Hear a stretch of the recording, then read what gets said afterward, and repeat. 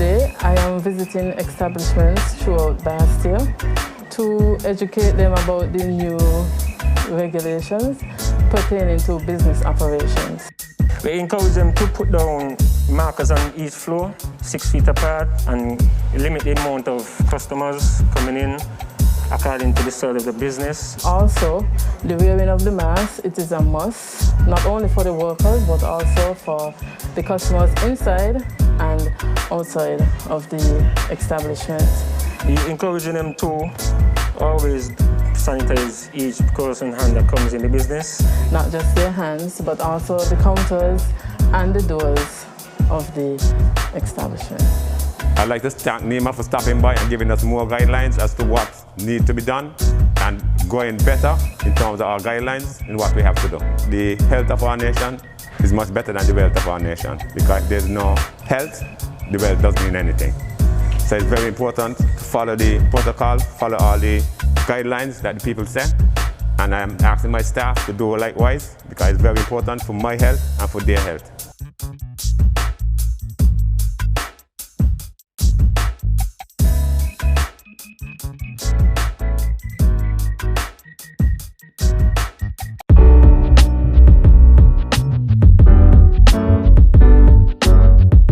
Before touching the mask, clean hands with an alcohol-based hand rub or soap and water.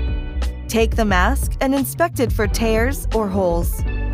Orient which side is the top side, where the metal strip is. Ensure the proper side of the mask faces outwards, the colored side. Place the mask to your face. Pinch the metal strip or stiff edge of the mask so it molds to the shape of your nose. Pull down the mask's bottom so it covers your mouth and your chin. After use, take off the mask. Remove the elastic loops from behind the ears while keeping the mask away from your face and clothes. To avoid touching potentially contaminated surfaces of the mask, discard the mask in a closed bin immediately after use.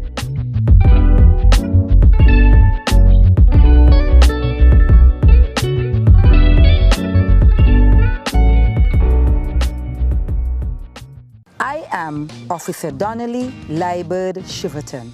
Do you want to travel and don't have private transportation? Here are some travel safety tips to keep yourself and the persons around you safe from the coronavirus.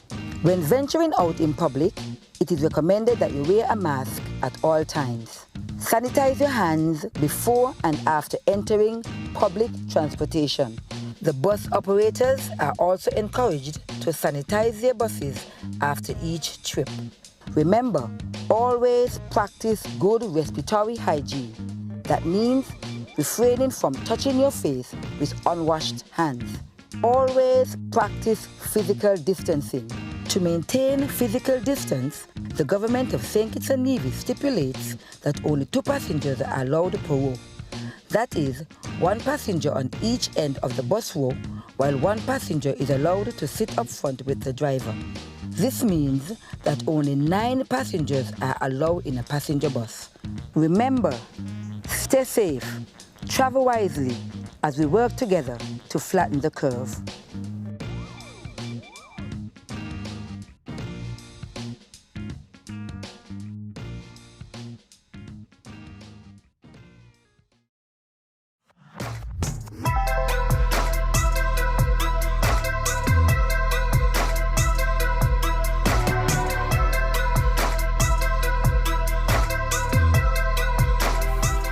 So you understand what's going on? Yeah, man, it's easy. Okay, cool. Alright, then it looks like you know what's going on. Older children may need less supervision, but they need your full support. A few tips for assisting children with online or home-based study. Check in regularly. Ask questions about what they are doing. Don't shout or get frustrated if they don't understand. Encourage them to take breaks from time to time. Be affectionate. Be positive.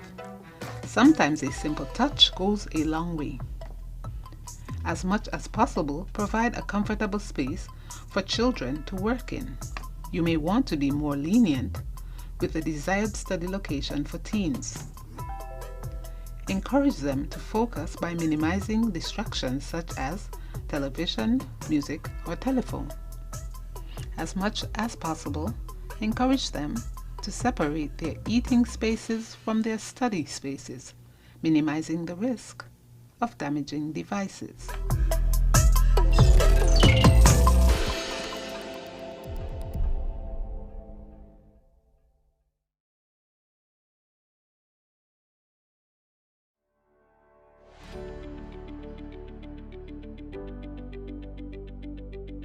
Parent registration for Flow Study.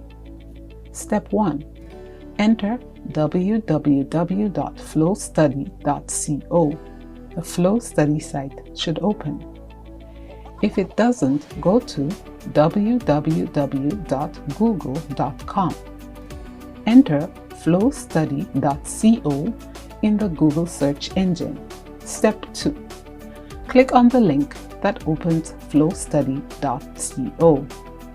Step 3. Click on Get Started in the upper right-hand corner. Step 4. Select Sign Up. Now enter your email address in the box provided. Step 5. Get started using your email. Step 6. Select Parent Account. Enter your personal information and click Next. Step 7. Create your password. Step 8. Select your country. Step 9. Link your account to your child's account by selecting Use Email. Step 10. Enter the email address given to you by the school and the password. Congratulations, you've just signed up as a Flow Study parent.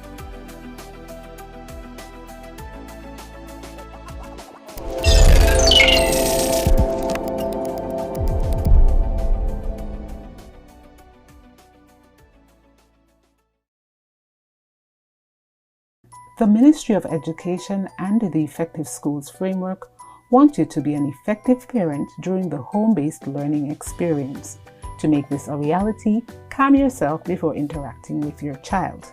Be positive and friendly. Tell children in advance how you expect them to behave. Don't use harsh consequences such as hitting and shouting. Instead, teach responsibility for actions and affirm positive behavior. Make a basic schedule which they can follow. Children like structure. Let children express themselves and respond positively. Make the learning experience visual and interactive. Remember that home-based learning should be at their own pace, no pressure. Make time for leisure and exercise.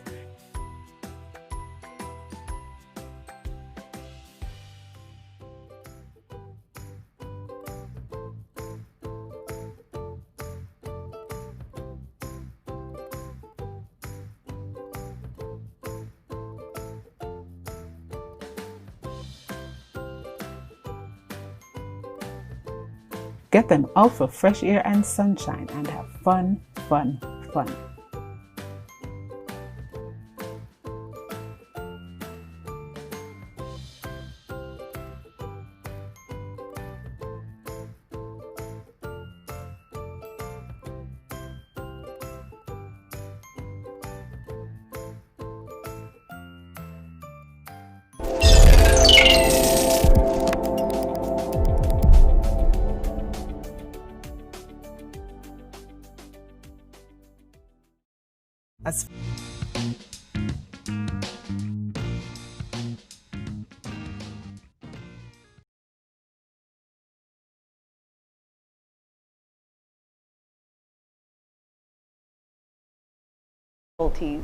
Welcome to Leadership Matters. Over the coming weeks, the Leadership Matters Virtual Forum series will focus on the big stories and issues in the Federation of St. Kitts and Nevis. And it will also show how leadership in practice is helping to transform the nation and people's lives. One such big story is the public debate over when our borders should be reopened. Citizens and residents are also having discussions around what travel protocols ought to be put in place by the government for the reopening. Tonight on Leadership Matters, the main topic will be a careful, well-managed approach to opening up St. Kitts and Nevis.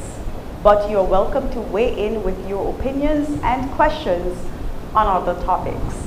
Joining Prime Minister Dr. the Honorable Timothy Harris tonight is Medical Chief of Staff Dr. Cameron Wilkinson. After their opening remarks, you will have an opportunity to participate in Leadership Matters. The call-in numbers are 869-466-2666, 662-8674, 767-4765, and our overseas line is 239-645-4500. Questions can also be sent via WhatsApp to 869-661-5683.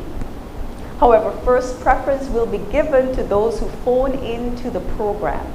I now call on Prime Minister Harris to present his opening remarks. Thank you very much, Madam Press Secretary. My fellow citizens and residents, blessings on you. Tonight we continue our national conversation on our efforts to deliver the stronger and safer future you deserve.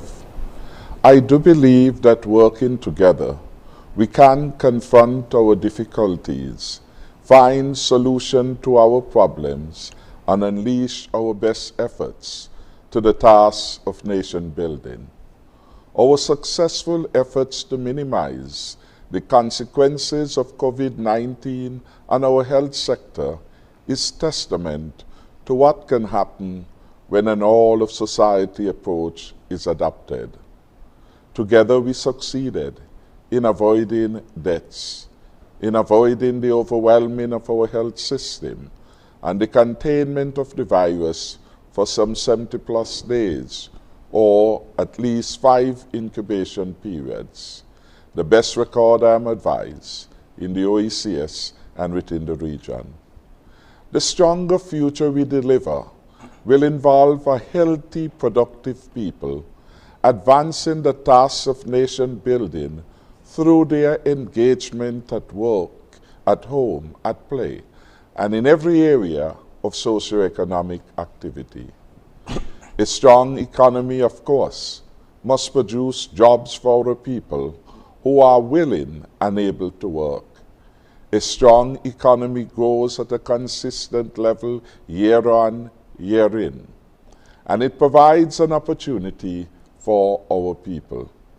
A strong economy provides goods and services, and it creates low to moderate inflation.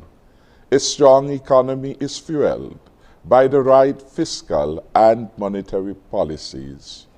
Our stimulus package is the output of very strong fiscal management and discipline. Before COVID-19, our beloved country of St. Kitts and Nevis was doing quite well. The economy grew modestly year after year. Inflation was contained and was recorded as very low.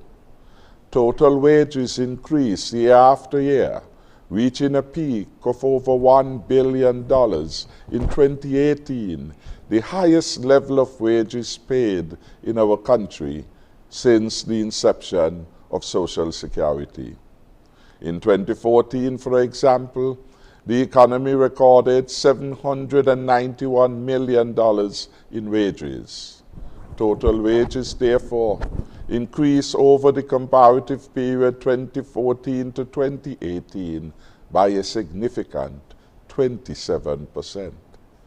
A clear positive sign of the economy growing and inclusiveness of the economy is reflected in the historic large number of business licenses issued as more people got in the formal economy and more people were encouraged to try their hand at business. Business licenses issued each year under Team Unity to a record high of 659 in 2019, the largest on record, and more people were put to work. In 2014, Social Security recorded that they had 26,958 contributors. By contrast, by 2019, that figure had increased to a significant 29,986 contributors, more than an 11% increase. In 2014, Social Security registered 982 self-employed persons. By 2019, the figure had grown by some 36% to 1,339 registered self-employed persons. COVID-19 therefore came, and it came in the first instance as a health pandemic and did significant destabilization of our economy and our lives. While it is still true that COVID-19 expresses itself as a health pandemic, it has morphed over time into something arguably much more insidious and egregious, a destabilizing economic recession in the midst of the health pandemic. Its consequences on the global health sector and global economies are far-reaching and very harmful. St. Kitts and Nevis, thanks to the excellent advice of our health experts and our officials at the NEOC, has been able to manage the health pandemic in a commendable way that draws the recognition and respect of the rest of the international community. We aim in St. Kitts and Nevis to be a model country in the careful way in which we open up our borders, not today nor next week, but in the months ahead. As we continue the hard work of opening up our economy, we will increase job prospects, we will give people more choices, and we will create more opportunities for new activities, new services, and of course, new jobs. We have, in an orderly manner, put about 80% of our employees in our manufacturing sector back to work. In a few months, we expect to have over 90% of those employees at work when Jaro Electronics manages to better retrofit its workplace to allow most, if not all, of its 300 workers back on the job. Our attention is now focused to restoring our health sector back to near normalcy during the last quarter of 2020.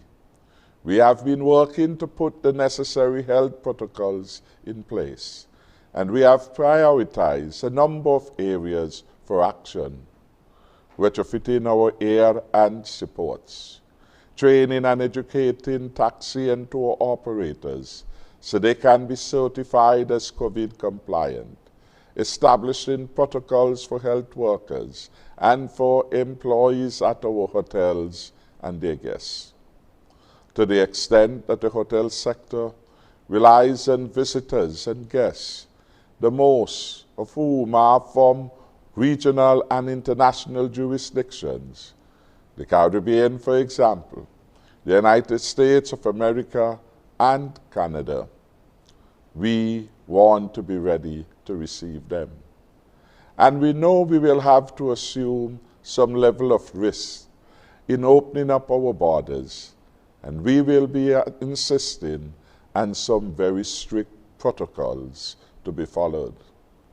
Yesterday, our cabinet heard from two of our best-known health professionals, Dr. Hazel Laws, our Chief Medical Officer, and Dr. Cameron Wilkinson, the Medical Chief of Staff. Let me, on behalf of our country, say a big thank you to Drs. Laws and Wilkinson, who have inspired so many of us with their spectacular service their discipline, perseverance, commitment, and patriotism to this, their land of birth. Finest citizens no nation has ever seen. Dr. Wilkerson will address some of the protocols that have to be put in place as we ready ourselves for an increasingly larger influx of visitors to our shores. I suspect he may look to at some challenges and opportunities. This, for us, is an important conversation. During the course of the day today, I had the opportunity to converse with over 600 hotel employees, John from the Royal St. Kitts Hotel, formerly Draktar, and the Marriott Hotel, and to have a face-to-face conversation about the prospects of opening up and about other working conditions that impact them. It was a very important dialogue. Tonight, in the spirit of good governance, in the spirit of accountability, I have come again to speak directly to you. And I want to thank all of you for tuning in. In closing my opening remarks, I said to the country that our health professionals have given us excellent advice so far. So let us not get anxious. We are not followers in St. Kitts and Nevis. We are thoughtful leaders. And we will not be rushed into following the actions of others. We will march to our own drumbeat here, determining the level of risk we want to assume. Clearly, we shall minimize the risk of overwhelming our health system, the risk of our people dying, the risk of more cases, etc., and what the consequences of these mean for our way of life. I want to encourage everyone to protect himself or herself. You can do this by continuing to observe and comply with the advice that has been given so repeatedly by the health professionals. Please wear your mask, especially in public. Practice good hand hygiene. Boost and improve your immune system. Practice social distancing. Stay strong and have faith in God. We can make it to the stronger and safer future, working together in an all-of-society approach. We need our citizens and residents to walk with us and cooperate with us as we take St. Kitts and Nevis to the Garden of Eden. I take pleasure now inviting Dr. Wilkerson to deliver his opening remarks and to thank him for making time at such a time like this to be available to the public via the multimedia that we are using tonight. Good evening all. First, let me thank you, Prime Minister, for inviting me here tonight to share with our nation our plans on reopening our borders. I thank you for giving me the opportunity to serve in these trying times, and specifically for the latitude you have given the health professionals in addressing this pandemic under your leadership. The fight against COVID-19 pandemic. The decisions we took with COVID-19 at the beginning of this pandemic were totally for health reasons. We successfully flattened our curve, contained the spread of the virus locally, and did not overwhelm our health system. We were able to boast of our Federation's results in handling this pandemic with 0 deaths thus far and no positive cases for more than 5 incubation periods after the last of our 15 original cases were recovered. This was one of the longest of any nation on the face of the earth. We emphasized the adoption of the non-pharmaceutical measures that were needed for the success that we saw. And they cannot be overemphasized. Social distancing, staying at least 3 to 6 feet from others, wearing masks in public places and around others, hand sanitizing, and cough etiquette. We adopted an all-of-society approach towards the fight against COVID-19. We were alert and aware and responded rapidly and effectively and were therefore able to contain the virus. We thank you, the public, for listening and cooperation. It was because of your personal responsibility that you took that led to our collective success as a nation. I also at this time want to thank all of the frontline workers, including all of our healthcare workers, the nurses, doctors, the emergency medical officers, and the police for the work that they did in fighting this pandemic. Now, where are we now with this pandemic? Some of us began to get complacent as we went a couple of months without a positive case. We were in fact COVID-free for about 70 days, but we warned that this was only temporary. As long as persons are returning to the Federation, there will be a risk of the virus returning. Our borders were closed to international and regional commercial flights, but our citizens were still allowed to return on special charters. The virus is also still out there with no signs of slowing down, and some countries are struggling to contain their first wave. As of today, globally, there are over 13 million confirmed cases and more than 500,000 deaths. In the United States, there are more than 3 million confirmed cases and more than 136,000 deaths. Here in the Federation, we had 17 confirmed cases, 15 recovered, and 2 active now. The virus is not going anywhere, and the reality is that we are going to have to learn to live with it. We, however, cannot afford to drop our guard and become complacent, as I saw happening over the last few weeks. These new cases should serve as a wake-up call for us. When will we open our borders? We keep being asked the question as to when the borders will be open. This question is continually being posed to the health officials. We all have to be aware that any lifting of the borders will come with a risk of the importation of the virus. If we are to aim for zero risk with the virus entering the Federation, we will have to wait for an effective vaccine and immunity of our population. That will not be for another year with the most optimistic expectations. It is neither realistic nor desirable to aim for zero risk. Zero risk will require continued closure of our borders and the concomitant economic hardships that will come with that position. We cannot survive the virus but die from social and economic hardships. The questions to be asked are, how long can we survive economically and continue with continued closure of our borders, bearing in mind that tourism is our major income generator? What level of risk are we willing to accept in opening our borders? And what measures can we put in place to mitigate these risks? How to learn to live with COVID-19.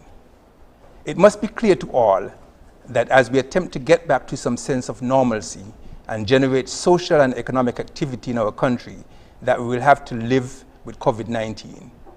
We got your support in successfully containing the first wave of the virus, and we are calling upon you again to fight in the second wave to contain the virus. This has to be an all-of-society approach for us to be successful. This is not merely a health decision, as some believe. What does the World Health Organization say on this? The World Health Organization clearly stated that each country should assess its risk and rapidly implement the necessary measures at the appropriate scale to reduce both COVID-19 transmission and economic, public, and social impact. The World Health Organization also warns that there is no one-size-fits-all approach in managing COVID-19. We therefore need not adopt policies of other countries that are not appropriate for our size and scale, which could lead to overwhelming of our healthcare system. What COVID-19 protocols have we used for the repatriation of persons here? As it relates to protocols for reopening to visitors, the approach with the least risk from a medical standpoint is the one that we use for the repatriation of the students just recently. And it involves 1, a negative PCR test 72 hours before arrival, a PCR test on arrival and isolation if positive, quarantine for 14 days and retesting at the end, and released at the end of 14 days once negative. This model will work only for long-stay visitors, but will certainly not be ideal for the short-stay visitor. What are other countries around the regions doing? For example, Barbados, and what can we learn from them? If we look at the main basics in the Barbados model, within 72 hours to 1 week prior to departure, all travelers from high-risk countries are strongly encouraged to take a COVID-19 PCR test from an accredited lab. High-risk countries are defined as those with more than 10,000 new cases in the previous 7 days or community transmission. Low-risk countries are defined as those with less than 100 new cases in the prior 7 days and no community transmission. Travelers from low-risk countries who have not visited a high-risk country within 21 days prior to arrival are exempted from the testing requirements. Travelers who came in without a test would have to have a test upon arrival and remain quarantined until the result is produced. This protocol does one of two things. It assumes the risk involved in allowing the free movement of someone from a low-risk area into a country. Coming from a low-risk area does not eliminate the risk of one carrying the virus, however. It also assumes the risk of importation of the virus with a negative test 1 week out. But we all know that someone can test positive 1 day after testing negative. Now, St. Kitts is considered a low-risk country, and the reason for this is because we did what needed to be done very early. We closed our borders in a timely manner and contained the virus once it got here through our robust testing, contact tracing, quarantine, and isolation programs. We will have to absorb some risk as we attempt to open our borders and generate economic activity, but we must do this very cautiously if we are to remain in the category of low risk. Our protocol for reopening our borders will therefore contain a number of elements to reduce the risk of exposure of the virus in our country, but it cannot totally eliminate the risk. And the things that we'll have within our protocol, we would have at least two categories, a low risk and a moderate to a high risk category when we're looking at persons coming in. We will use the gold standard test for screening persons, which is the PCR antigen test. We have no plans to use the rapid antibody test in our protocol, as at present the sensitivity and specificity of the current antibody test are questionable. A negative PCR test will be required before entering as part of the protocol. A completion of a pre-arrival health screening form will be required. There will be health screening on arrival, including temperature checks. Serial testing after arrival will be part of the protocol. A period of quarantine will continue to be part of the protocol. Quarantine site categories will be looked at, including certified hotels, pre-approved home quarantine, government and other facilities. We'll also be utilizing an app for tracking persons that has geofencing capabilities, the capability of contacting persons and managing them in real time. The app will be mandatory for all arriving travelers, and we'll obtain consent to abide by our protocols before arrival. And persons who are coming will have to abide by our emergency powers regulations.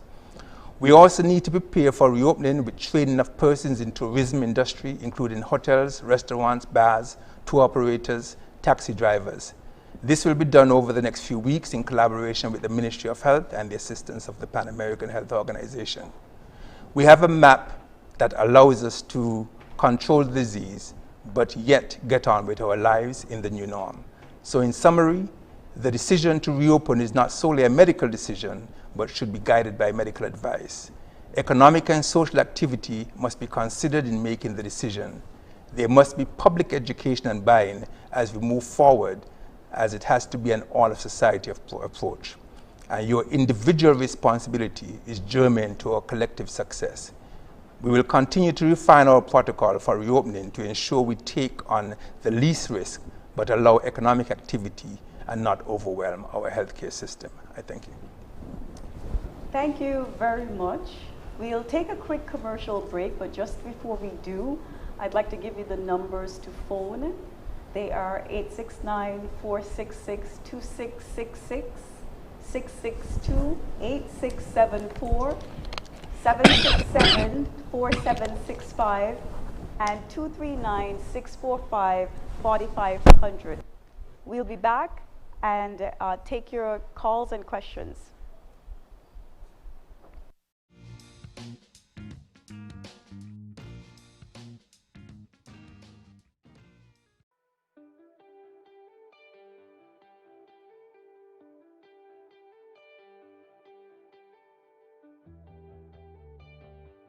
There will be the postponement of the payment of property taxes for the period June to September 2020.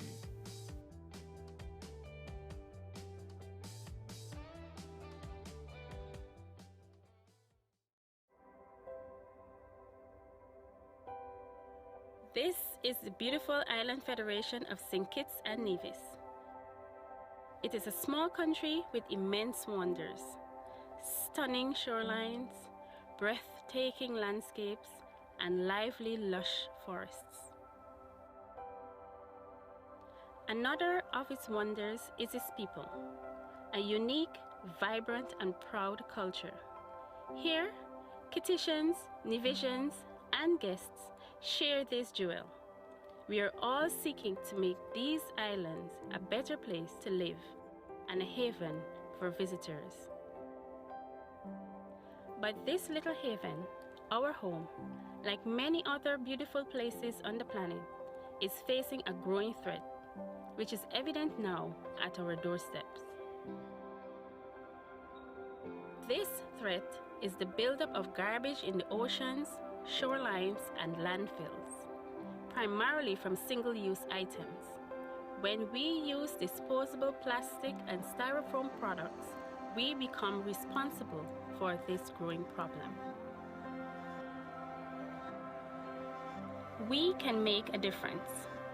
Our community is already finding creative ways to cut down on this waste, as well as raising awareness and changing mindsets.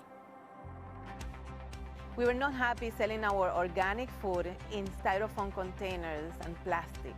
So we decided to begin importing and using compostable food containers.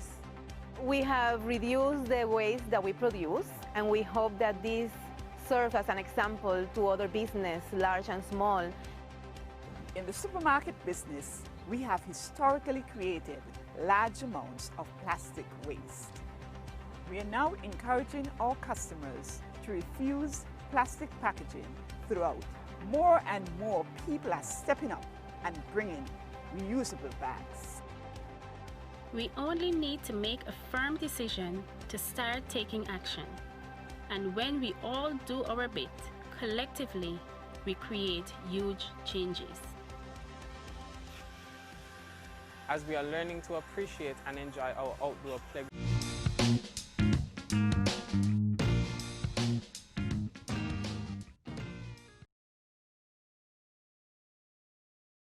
We have 3 callers on hold.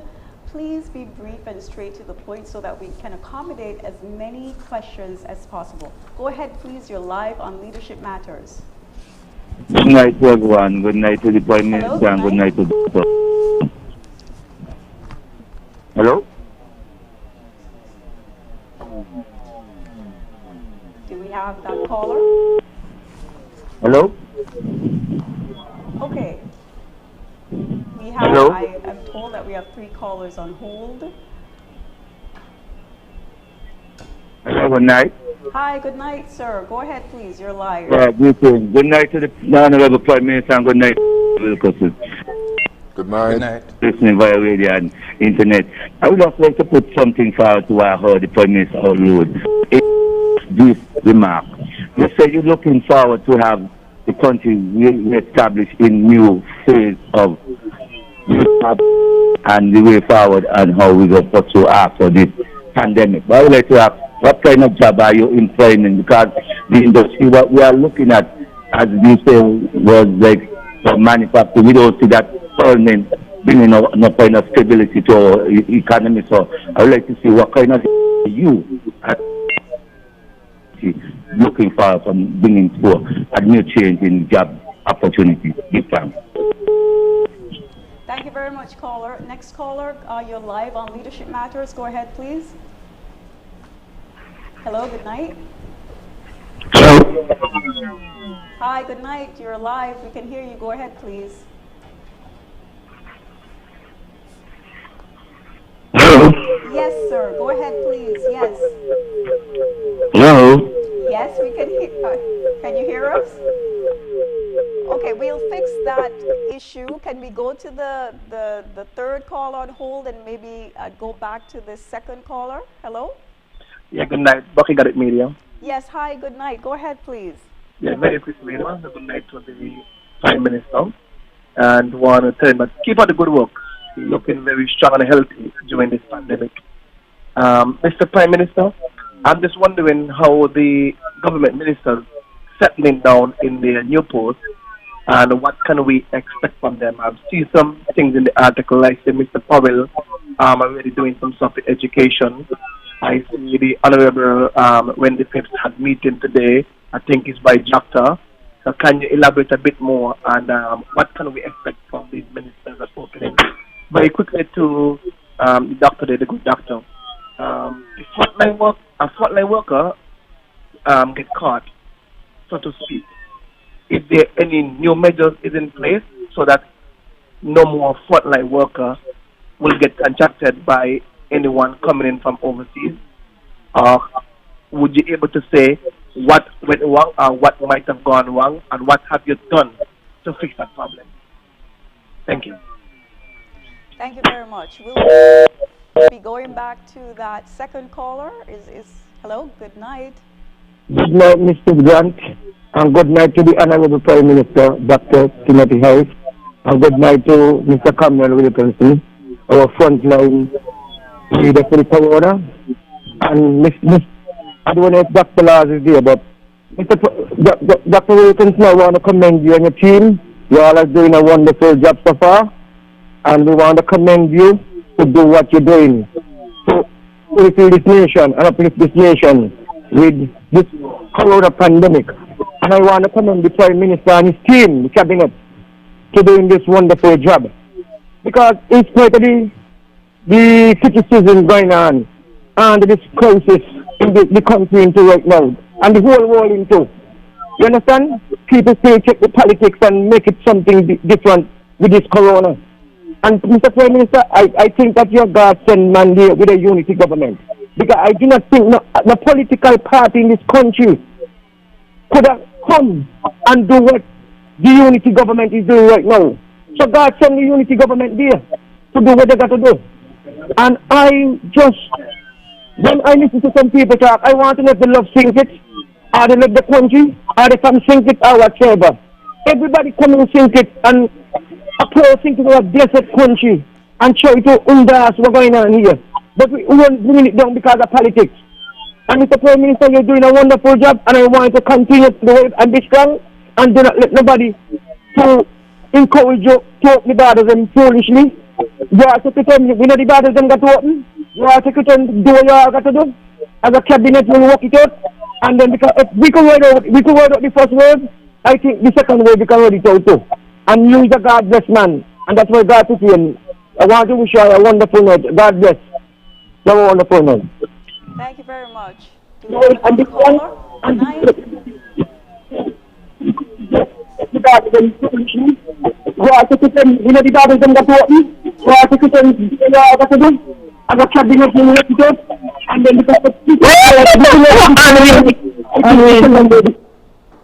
okay, we seem to have crossed line. Go ahead, caller. There's a new caller, a lady. Good night. No? Okay.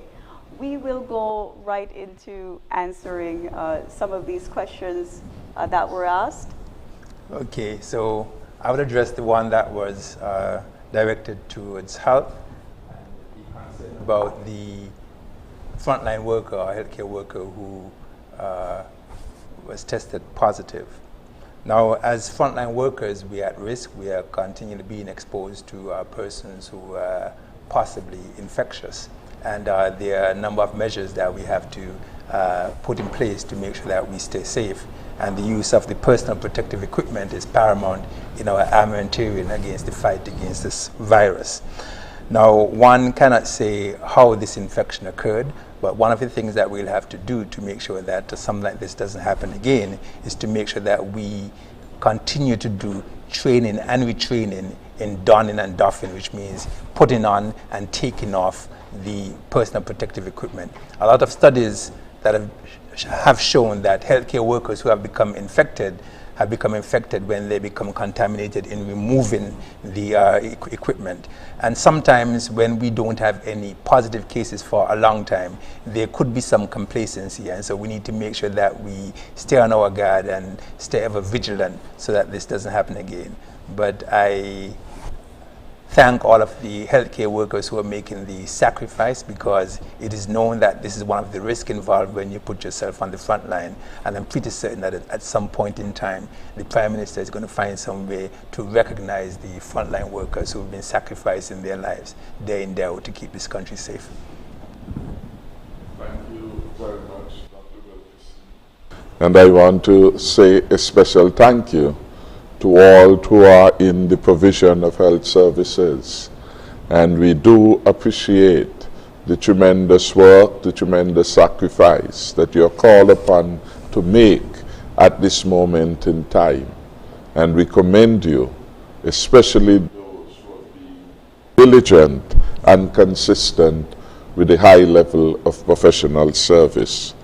I want to give some suggestions to the first caller and to invite others too to give their own suggestions as the kind of things they would like to see our people become engaged in to earn a living in St. Kitts and Nevis.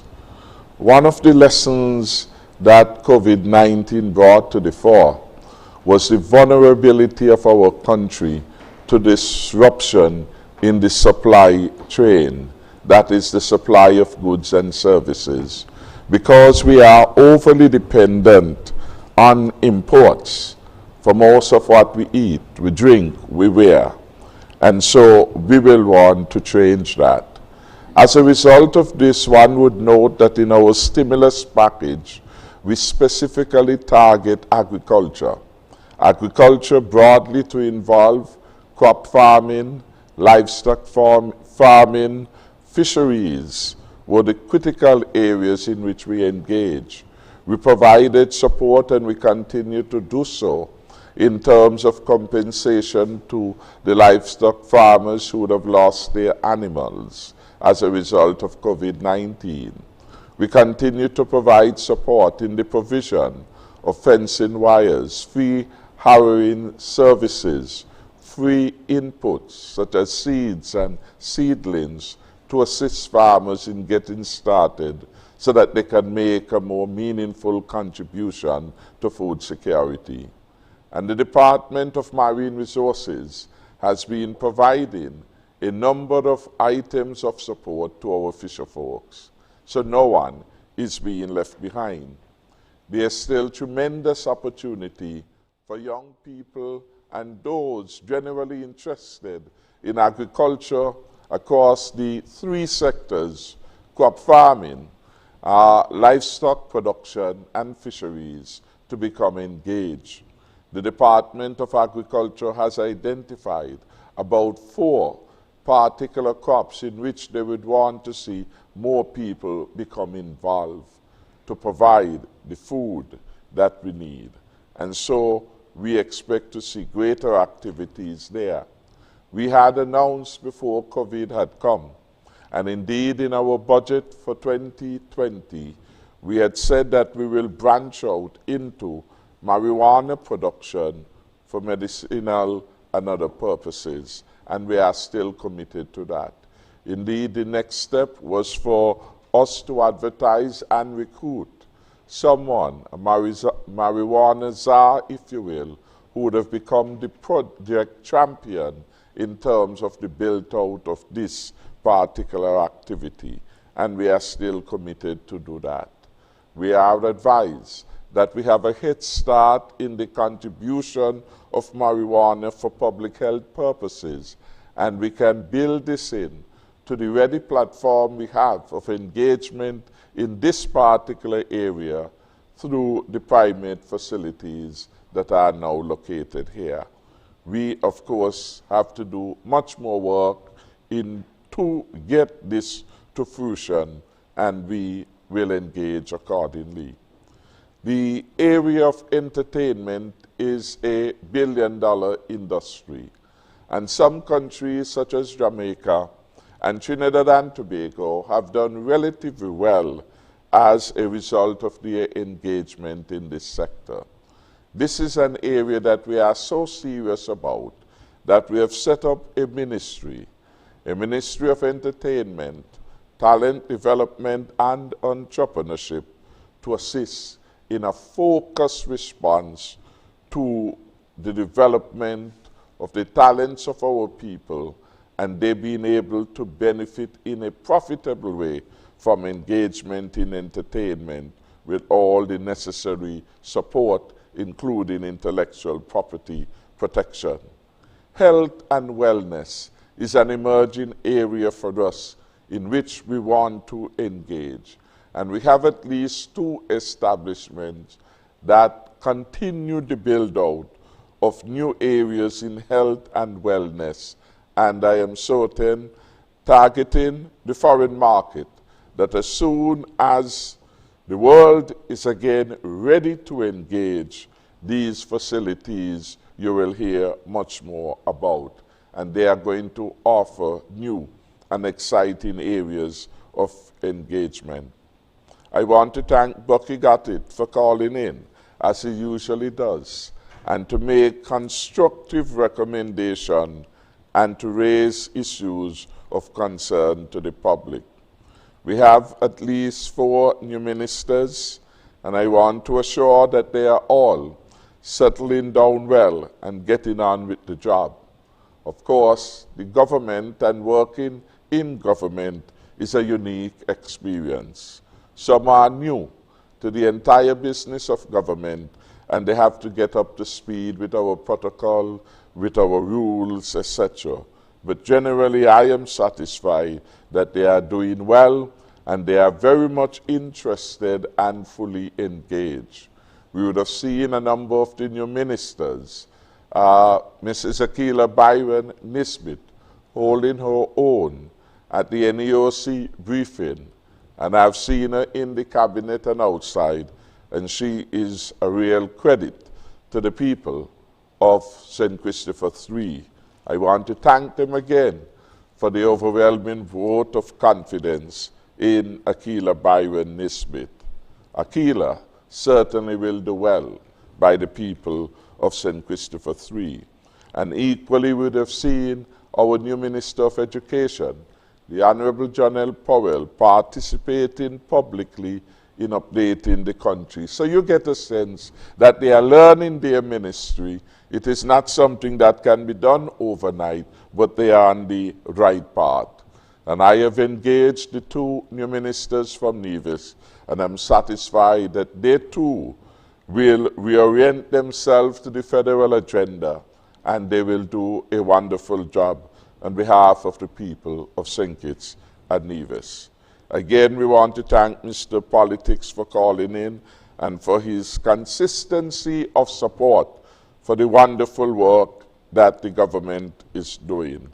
Certainly when you compare what we have done with what other countries have been able to do and not been able to do, it is remarkable that St. Kitts and Nevis has been able to sustain the largest and the most comprehensive stimulus package in the region, and we have done so without borrowing 1 cent. Clearly these are challenging times, and certainly it was good that we paid off the IMF debt.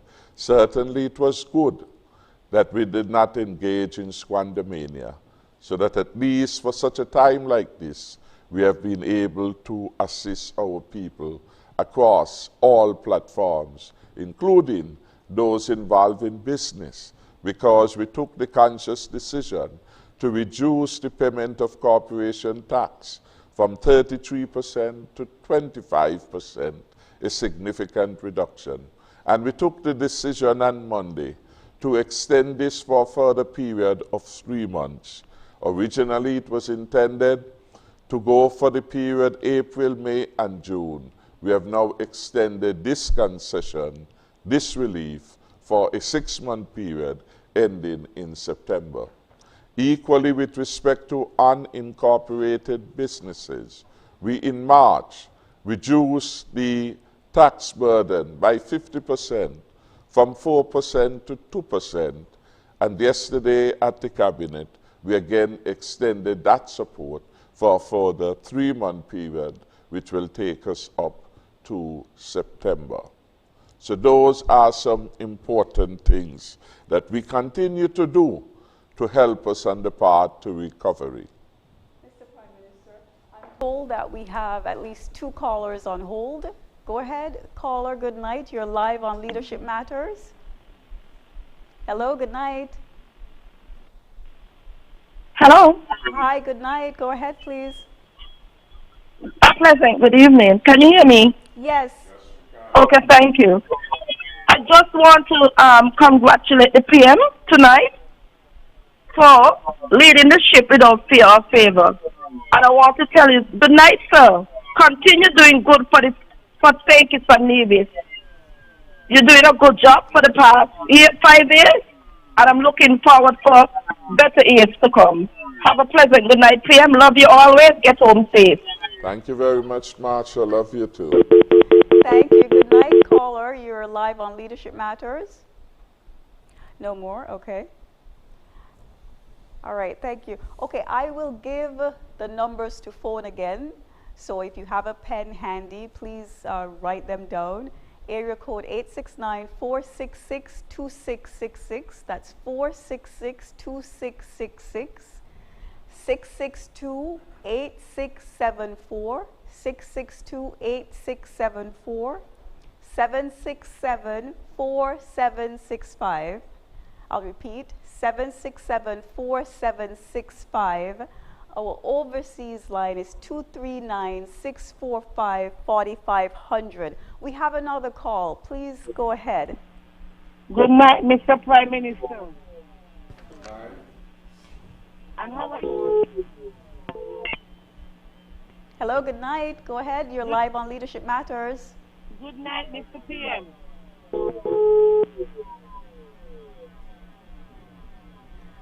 Okay, we're having a little bit of technical difficulty. I'll just repeat the numbers and then I'll ask a question of Dr. Cameron Wilkinson, and then we'll go straight into calls. So I'll repeat the numbers, 466-2666. Okay, I see the phone button flashing, so we do have a call. Good night. You're live on Leadership Matters.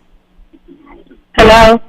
Good night. Go ahead. Hello. Yes, we can hear you. Go ahead. Okay, I'm calling from the U.S.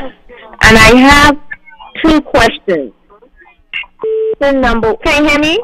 Yes. Okay, my first question is, are you going to implement a travel ban for coming from the United States due to the hotspot COVID situation? And my second question is, how would home quarantine work? Okay. I'm calling from the U.S. and I have 2 questions. Can you hear me? Yes. Okay, my first question is, are you going to implement a travel ban? Okay, we have a little feedback. So in the meantime, we'll answer these questions and then take more calls. I will ask Dr. Wilkinson to deal with the issue of the home quarantine, and then perhaps I can say something with respect to a travel ban that you will be interested to hear from Dr. Wilkinson in that. Okay, as it relates to the home quarantine, initially when we were addressing this pandemic, persons were being quarantined at home, but we had problems with persons not taking the personal responsibility and obeying the rules of quarantine. And we were getting calls about seeing persons downtown, on the beaches, etc., when they were supposed to be in quarantine. And that's one of the reasons why, in order to contain the virus, we had to move to the strict quarantine, putting persons in a government facility so that we can properly manage these persons. It would be impossible for us to have 50 persons quarantined at home and having to have our security forces stretched in 50 different locations to ensure that these persons stay in quarantine. Now, as I said earlier in my remarks, we are again looking at the quarantine and looking to see whether or not we can extend the quarantine facilities. You would be aware that the students who were repatriated from Ross University, they are quarantined at the school in the housing complex, and it's very easy for us to have security guard at that one complex where you can monitor 100 and something persons in one area. If we are going to be looking at home quarantine, though, the place will have to be visited first by the health officials to see whether or not there is sufficient room within that dwelling so that those persons can properly quarantine themselves. We'll be looking at the population density within that house, because one cannot come in to a family suspected of being COVID positive and being quarantined in a 2-bedroom house with, say, 10 persons living in there. And so we'll have to look at the facility to see whether or not someone can adequately quarantine within that facility. And so these are things that are being discussed, and no decision is made on them as yet. But hopefully going forward with the personal responsibility that we're expecting persons to take, and if persons obey the quarantine rules, we would be able to expand the number of places where persons can be quarantined. Thanks. In terms of the matter of the travel ban, we have not yet reached there. What we have so far is what has turned out to be a very effective policy on quarantine. And Dr. Wilkerson spoke earlier about the kind of tests that we are using at this time, and that we shall continue to go to the gold standard so as to protect our people in this regard. Someone asked the question, what happens to people who want to come for 7 days in the context of the 14-day quarantine? So I will turn that over to Dr. Wilkerson. Today I was asked that when I get on the program, a lady wanted me to put that to you. Well, one of the things I said in my opening remarks is that the protocol that we have in place right now requires a 14-day quarantine, and that is the best protocol to give us the least amount of risk, because one knows that one can have a negative test, but you can turn positive 7 to 14 days after that negative test. And once we make a decision to open our borders, we'll have to determine the level of risk that we'll have to take on. And so yes, the protocol will be ideal for the long stay visitor, but for the short stay, those persons who are coming for 7 days, those are things that we are going to have to sit down and debate as to how we proceed with that. I know that there are a lot of persons who would like to come, and one of the problems, they don't mind being quarantined. The problem they have is where they're being quarantined. And I'm pretty certain that if there's some persons who can come, and if there's a hotel that is COVID certified as we move forward, and they can quarantine within that hotel, if they have a private villa that they live in and they can quarantine within that villa, they might not mind coming. And so these are things that we have to look at as we move away from the strict quarantine within the government facility, to see whether or not we can have persons move within a limited space, because we cannot completely expose our population to this virus. And so it will be irresponsible for me to say somebody's going to be coming in for 5 days, and we would abandon the quarantine process and allow that person to move freely within the country. And so there would be some limited movement. We spoke about the app, and it will have what's called geofencing capabilities, which means that once you are with your phone and you move out of a certain area, there would be alarms that would be triggered to make sure that you stay within the confines that you're supposed to be. So these are things that we're looking at. Thank you, Dr. Wilkinson. I'm told that we have 5 callers on hold. Just a little bit of advice in order to have the show flow more smoothly. Apparently you're listening, a lot of the callers are calling in on the overseas line, and they're listening to the stream online. So that's why there's a little bit of a delay. Don't listen to the stream, just speak when you're on line with us, okay? So go ahead, caller, you're live on Leadership Matters. Hello, good night. Yes, please speak into your phone. We can hear you loud and clear. Go ahead, please. Good evening. Good evening. Yes, good evening. My name is Lawyer, and I'm calling from Boys Village. And can you hear me? Yes. Please just talk straight into the phone. We can hear you, sir. Go ahead, please. Okay. Yes, my name is Lawyer, and I'm calling from Boys Village. And I just want to tell the Prime Minister tonight that we down here in Boys are very grateful for his leadership, and we voted for Akila, and we win handsomely, right? And we just want to thank he and the Team Unity government that he's leading and he's the Prime Minister of, for such a wonderful victory and such a good job he's doing. And we are proud of him to take us out of the IMF hand and put us on a safer path and a better path to look after us and make sure that we in St. Kitts and Nevis could have a better life.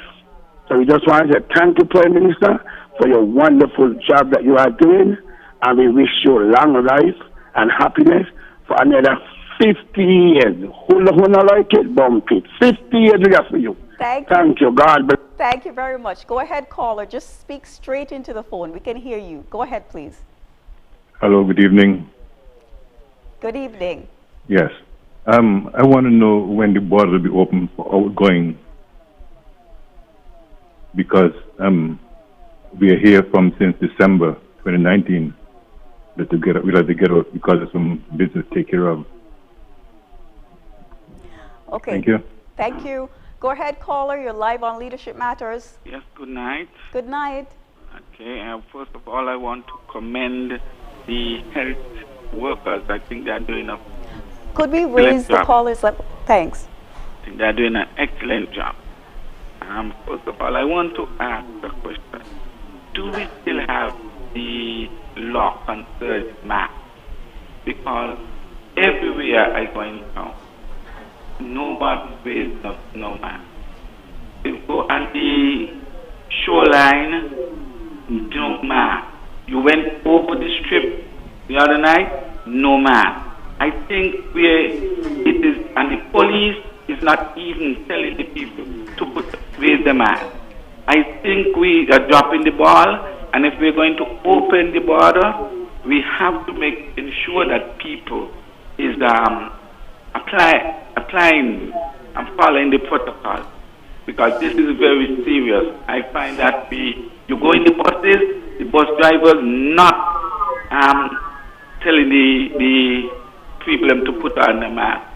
Everything is just running like a bus kite. You know, we need to get back that protocol back together. Okay? Thank you very much. Do we have another caller? Go ahead, please. Yes, I'm here. Good evening. I have a question, and this is regarding opening the borders. Can you provide us with a time frame as to when to expect the borders to open for commercial travel? Thank you very much. Do we have another caller? You hear me? Yes. Mr. Prime Minister, thank you to come in again one Sunday here to keep us alert of what's going on in the Federation with this crisis, what we have.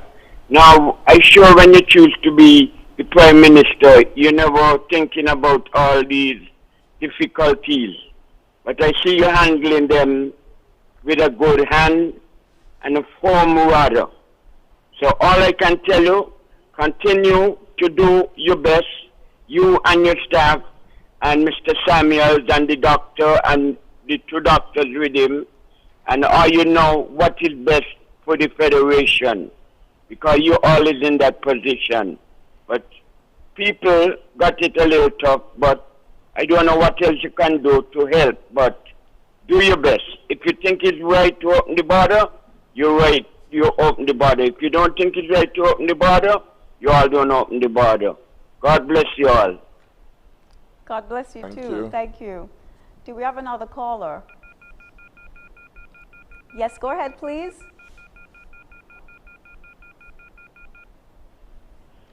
Do we have it? Okay, we don't. Okay, we'll go straight. Hello. Oh, yes, go ahead, sir.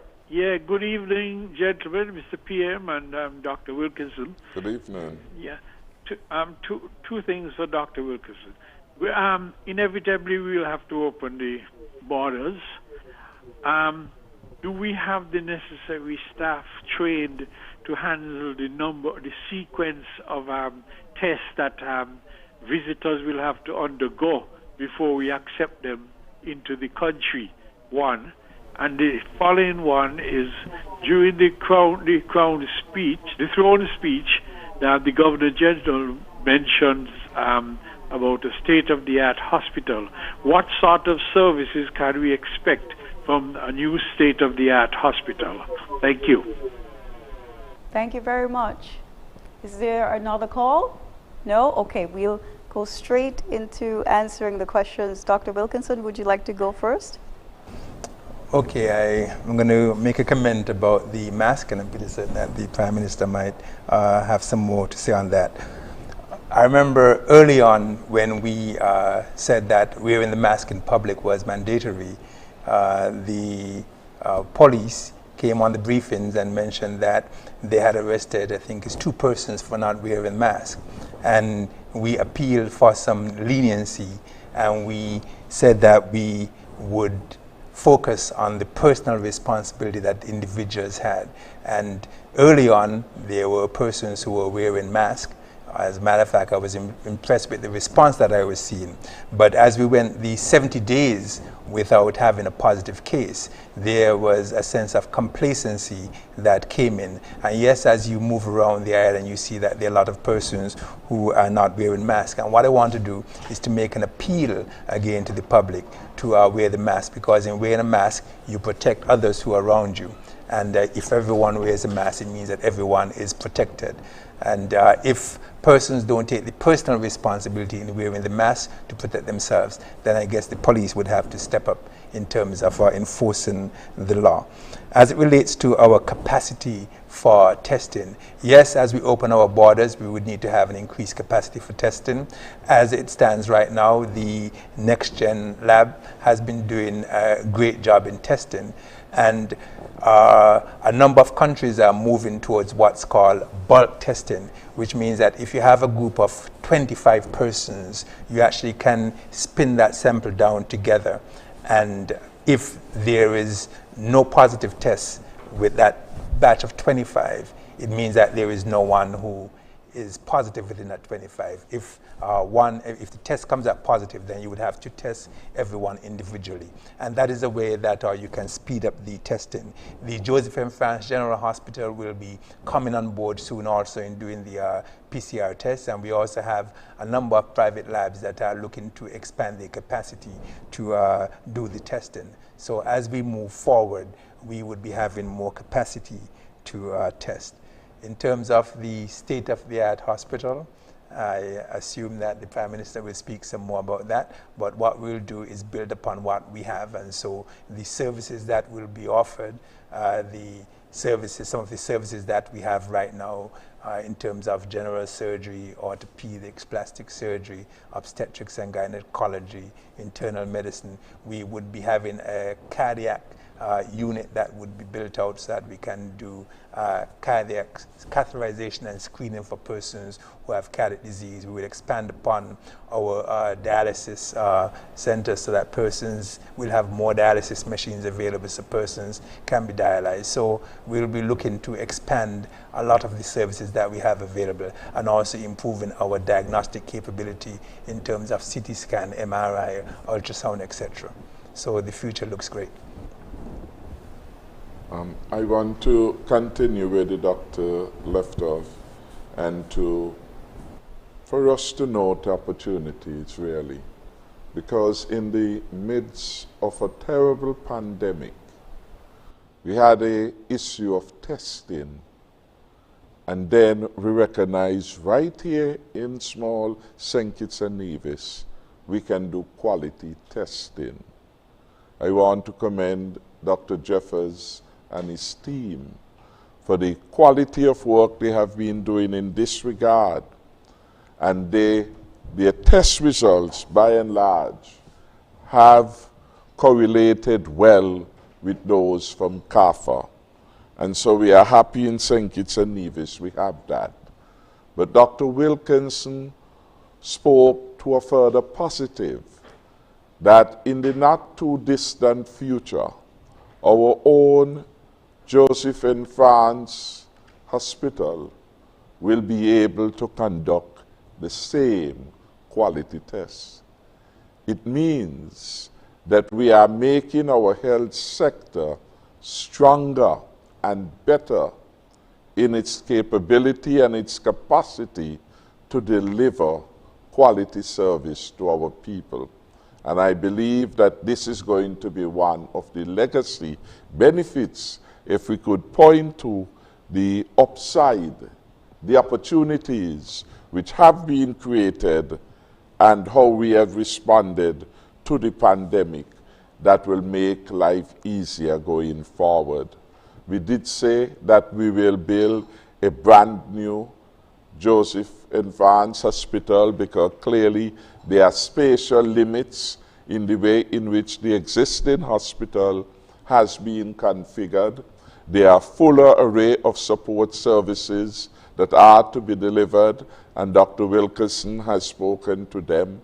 We do intend also to establish a quarantine facility, because clearly as a result of the COVID, we have come to realize how critically important this facility is for our people to be able to get the kind of care and attention they deserve.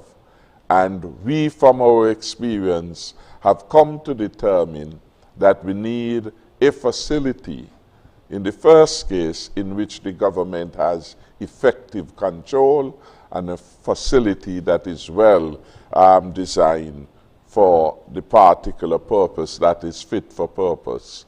Today it is COVID-19. The next 7 years may be another pandemic. But the need for such a facility, I think, has been proven. So we want to basically move on with respect to that. Rock gave some helpful advice, and Rock has come to trust the judgment of our health professionals, which so far has been excellent and has helped to save lives. I want to say we have a credible team of health experts who have been advising the government on the way forward. Ultimately, the government is the decider, but we are making decisions in an informed way, taking into account all the important factors which we ought to consider. Importantly, the health of the nation ranks large in our consideration. The caller asks if we could give a specific date when the borders will open. I will say we will not give it tonight, but we had a discussion in cabinet yesterday, and we looked at a number of scenarios and a number, different possibilities in terms of opening. Before we can do any broad-scale opening, it is critically important that we have certain protocols in place and that the relevant stakeholders are ready to receive their guests, and they are ready to provide the kind of supports that the new reality requires of us. For example, we have to do a retraining of our taxi operators. That task, we have said that the Tourism Authority and the Tourism Ministry must be ahead in collaboration with the taxi and other entities involved in that service. The hotels themselves have to do some measure of reorganizing and retrofitting. In some of the models that we have seen and heard about, for example, they now have to be prepared to have on their place health professionals, a nurse, a doctor, on a fuller basis than had hitherto been the case. It is recommended that every hotel should make some provision, reserve adequate space in case one of their guests or one of their employees were to show signs or it becomes suspicious that they may be infected. So we have to have those kinds of provision. And we have to retrain those who are going to be at the front line. How do they engage our guests without overly exposing themselves? There have been consideration in some hotels, whether, for example, the model of the buffet style approach is sustainable in the context of the new reality. There has been discussions whether or not, for example, spa services will be available in the first phase of the opening of hotels in some of the islands. And these discussions are now to be pursued. The National Emergency Operations Center has been in consultation and discussions with the hoteliers and their management, and we are working to ensure things are in place so that when we say we are ready to go, we are in fact fit for purpose. And we have gone through this in an orderly way, because recall almost everything was closed. And then by now, almost everything is open, save for the hotel sectors. The barber shops are opened. Those who are involved in the restaurant business, we started first with takeaways, and then the protocols allow for you to have in restaurant dining, so long as you observe certain protocol, the mask wearing, the social distancing, you restrict the number of persons at a table, etc. The short point then, we have had the experience of doing it well. And importantly, during that period when we were so carefully opening up, we start from every factory and export being closed to tonight as we speak, every one of them is open. But they went through the same protocol with the National Emergency Operation Center. They went, they did the inspection, they said what to happen in terms of the spaces, in terms of adequate sanitizers being available. We configure the lunch spaces so that we don't have too much overcrowding. And they identified for every factory, whether it was Harrow Server, or Jaro, or Cajola Cristada, or any of the other, what needed to be done for your establishment to be fit for purpose. The same thing is being done with respect to the hotel sector. So if we follow the rules, we can do it safely. Yes, as we open up, the risk gets greater. And that is why it becomes even more important that we begin now to enforce the regulations with respect to the wearing of masks and other things. Because if people drop their guard, the danger is still there. The danger is still high. And we have to ensure that everyone is doing the right thing. Critically, if I alone am doing it, it is not good enough. I am playing my part. And that is why we say it needs the buy-in of the entire society. The bus drivers must not allow people on their buses who do not wear the mask. Same in any place of business. No masks, no business, so that people get the message. And the police must begin now to draw the line and to ensure that people are complying for the good of all of us. Thank you very much, Mr. Prime Minister. We'll take a quick commercial break. Before we do, I'd like to give you the numbers again: 466-2666, 662-8674, 767-4765, and our overseas line is 239-645-4500. We'll take a 2-minute commercial break and we'll be back. Oh, but okay, I'm told that we have one phone call, so we'll let you get your question in before we go to break. Go ahead, please. You're live on Leadership Matters. Thank you, Madam Press Secretary, and good night to the Prime Minister, the Honorable Dr. Timothy Harris, and Dr. Cameron Wilkinson. Great job as usual, Mr. Prime Minister, great leadership, and the country is very blessed to have a leader like you, and also members of your cabinet and members of your ministry, of your government ministers. Now, we all know that what's happening in the Federation right now is that we here in the Federation, a lot of us, have laid our guard down. We're not following a protocol that was set forward, the measures that was set forward for us to protect ourselves and protect the folks that next to us. What can be done by our security officers? Because our security officer appears to drop their guard also and allowing a lot of incorrect things happening in terms of measures that are put in place and the standard that's supposed to take place. How are we going to enforce that at home first before we allow visitors to come in here?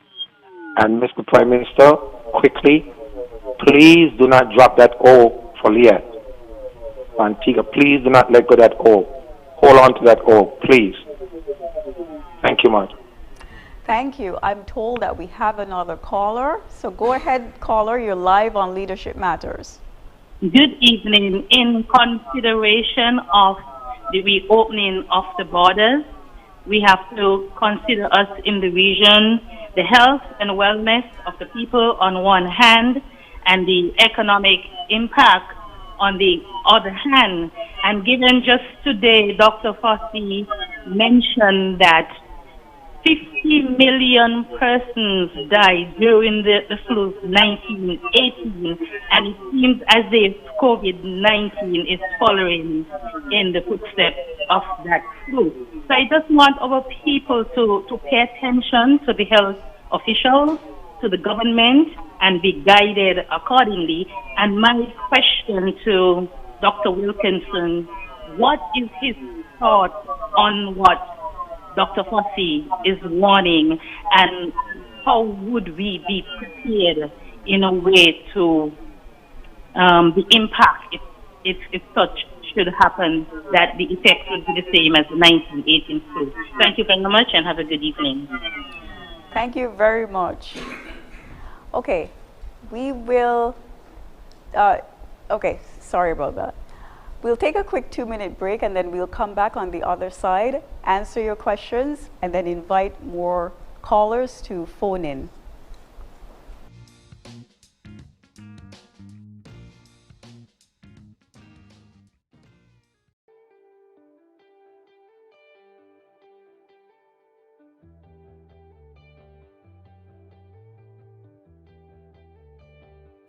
There will be fresh sums invested in the popular Fresh Start program to assist the poor and marginalized youths by providing access to capital to fund small and medium-sized business projects. $5 million will be provided in this regard.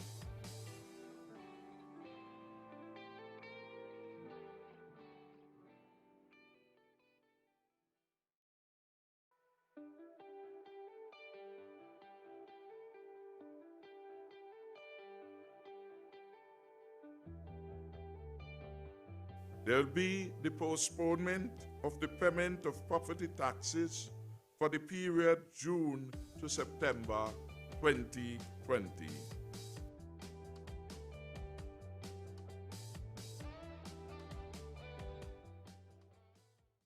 Protect yourself from the novel coronavirus. Wash your hands thoroughly and frequently for at least 20 seconds each time. Avoid shaking hands and touching your face with unclean hands. If you have to cough or sneeze, do so into your flexed elbow or a paper towel and then dispose of it. Keep a distance of 3 feet away from anyone with the cold or flu-like symptoms. Boost your immune system with vitamins, drink plenty of water, and get adequate rest.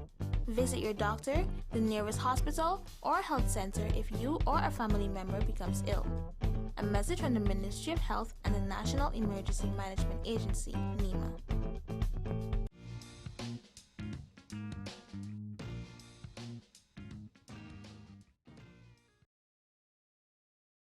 Fears about the effects of the coronavirus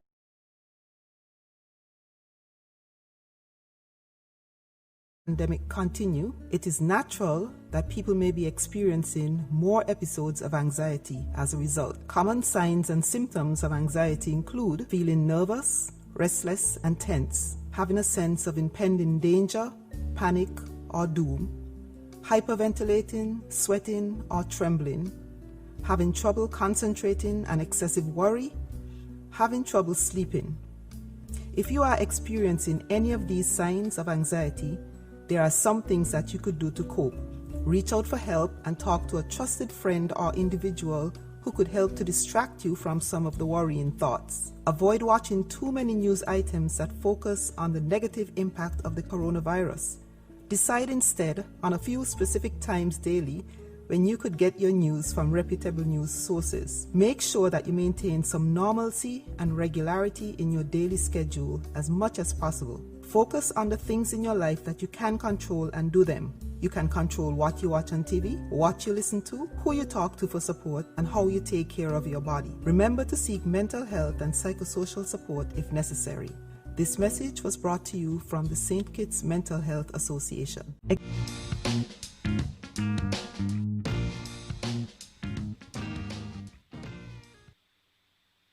Welcome back to Leadership Matters. We have a caller on hold, so we'll go straight to the phone lines. Good night.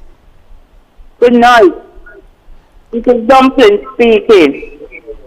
I would like to say good night to the Prime Minister and to my lovely doctor, Dr. Wilkerson. And Mr. Prime Minister, I want to ask you a question.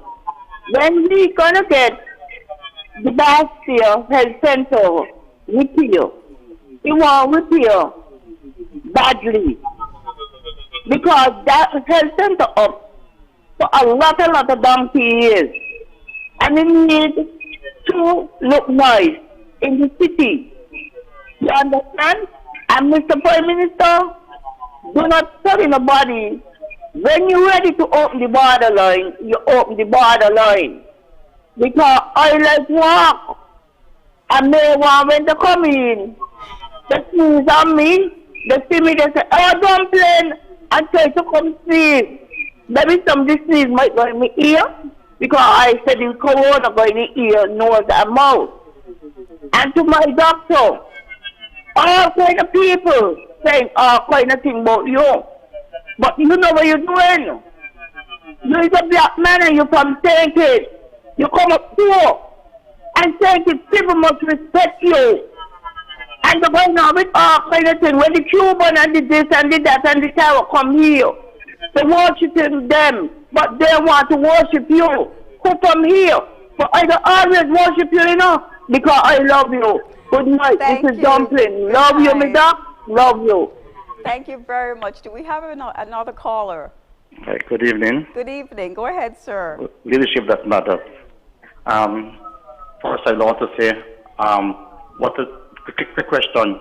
Is there any Prime Minister there any succession plan for the commissioner post?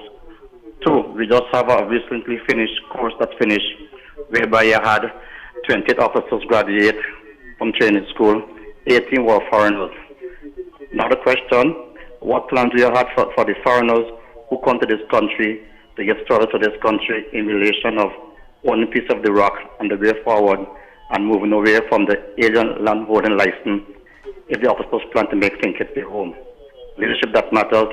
And the last one now, in the course that just finished, we had a history of this country police force whereby we have about 11 or 12 officers who are parents of our police officers. There's about time that our people, young people in our country, stepped up, and they did step up to join our police force to serve our country. Leadership that matters. Have a good night. Good night. I just need to correct that caller. So you're talking about the course that was recently graduated. There were 17 locals, so 17 people from St. Kitts and Nevis, 5 nationals of the Commonwealth of Dominica, 2 from Jamaica, and 1 from Haiti. Okay, so We had 17 locals, 5 nationals of the Commonwealth of Dominica, 2 from Jamaica, and 1 from Haiti. I just needed to add that clarification. So I'll invite, yes. Thanks, I want to thank the callers and again thank Dublin for being her usual self, encouraging and delightful. Thank you for all the support and commendation. We certainly will look at the matter of the Barstow Health Center because it falls well in our plan to, as it were, create a new look Barstow, which will involve getting rid of some of the dilapidated properties that have been lingering for too long in our town, and really ensuring a new quality look is available. A new quality look not only outside but inside in terms of the discipline. A new quality look that would bring a lasting solutions to the vendors who are overcrowding our streets and who we will certainly have to relocate this year as part of our plan for creating this beautiful Barstow as our main town and city. I want to say, yes, we have been thinking about succession planning all across the government, and certainly the security forces are no exception, and we have a plan with respect to that. I want to acknowledge, yes, that over the last 10, 15 years, one of the largest component of recruits has been officers coming, the contingent coming from overseas. The closing ceremony which we last held, was it last week, would have shown that 17 of the recruits who would have successfully completed their program of training are locals, as Valencia did say. However, that doesn't deny that we have had over time an increasing number of non-nationals joining our force, and we want to thank them for coming forward. With respect to the specific matter of the alien land holding license, any national from the OECS who would have applied, and the alien land holding license is required to allow a non-national to be able to obtain land, to accept shareholding in a company and things of that sort. With respect to OECS national, the practice has been that this is a mere formality, in that we have never denied any OECS national unless there is some overriding reason to do so. But the purpose of application certainly still is important, because we need to know the disposition of land ownership in our country. That is critical to ensure that every citizen, first and foremost, every citizen has the opportunity to own a piece of the rock. And we are not against, in fact, we have been very generous in ensuring that those who are living and working here, they too will get the opportunity to own a piece of the rock. But we are concerned that we should know always what is the situation of the citizens of St. Kitts and Nevis in our policy planning. So those are the responses. I want to record appreciation to lawyer from Boyd's Village for calling in and for doing a very good job. Lawyer speaks from the heart, so we are grateful for your strong support. And I do believe and know, I should say, that you work very hard to deliver that stronger and safer future. And I want to thank you for the work that you did on behalf of Aquila Byron Nisbet and the Team Unity as a whole. We hope that our performance going forward will make you proud of the work that you did on our behalf.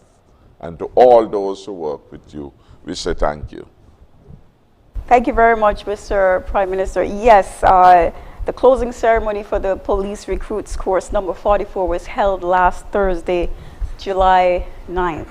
Just to let the public know that tomorrow, tomorrow, Wednesday, July 15th at 5 p.m., there will be the official dedication and ribbon cutting ceremony of the newly constructed viewing docks at Black Rocks.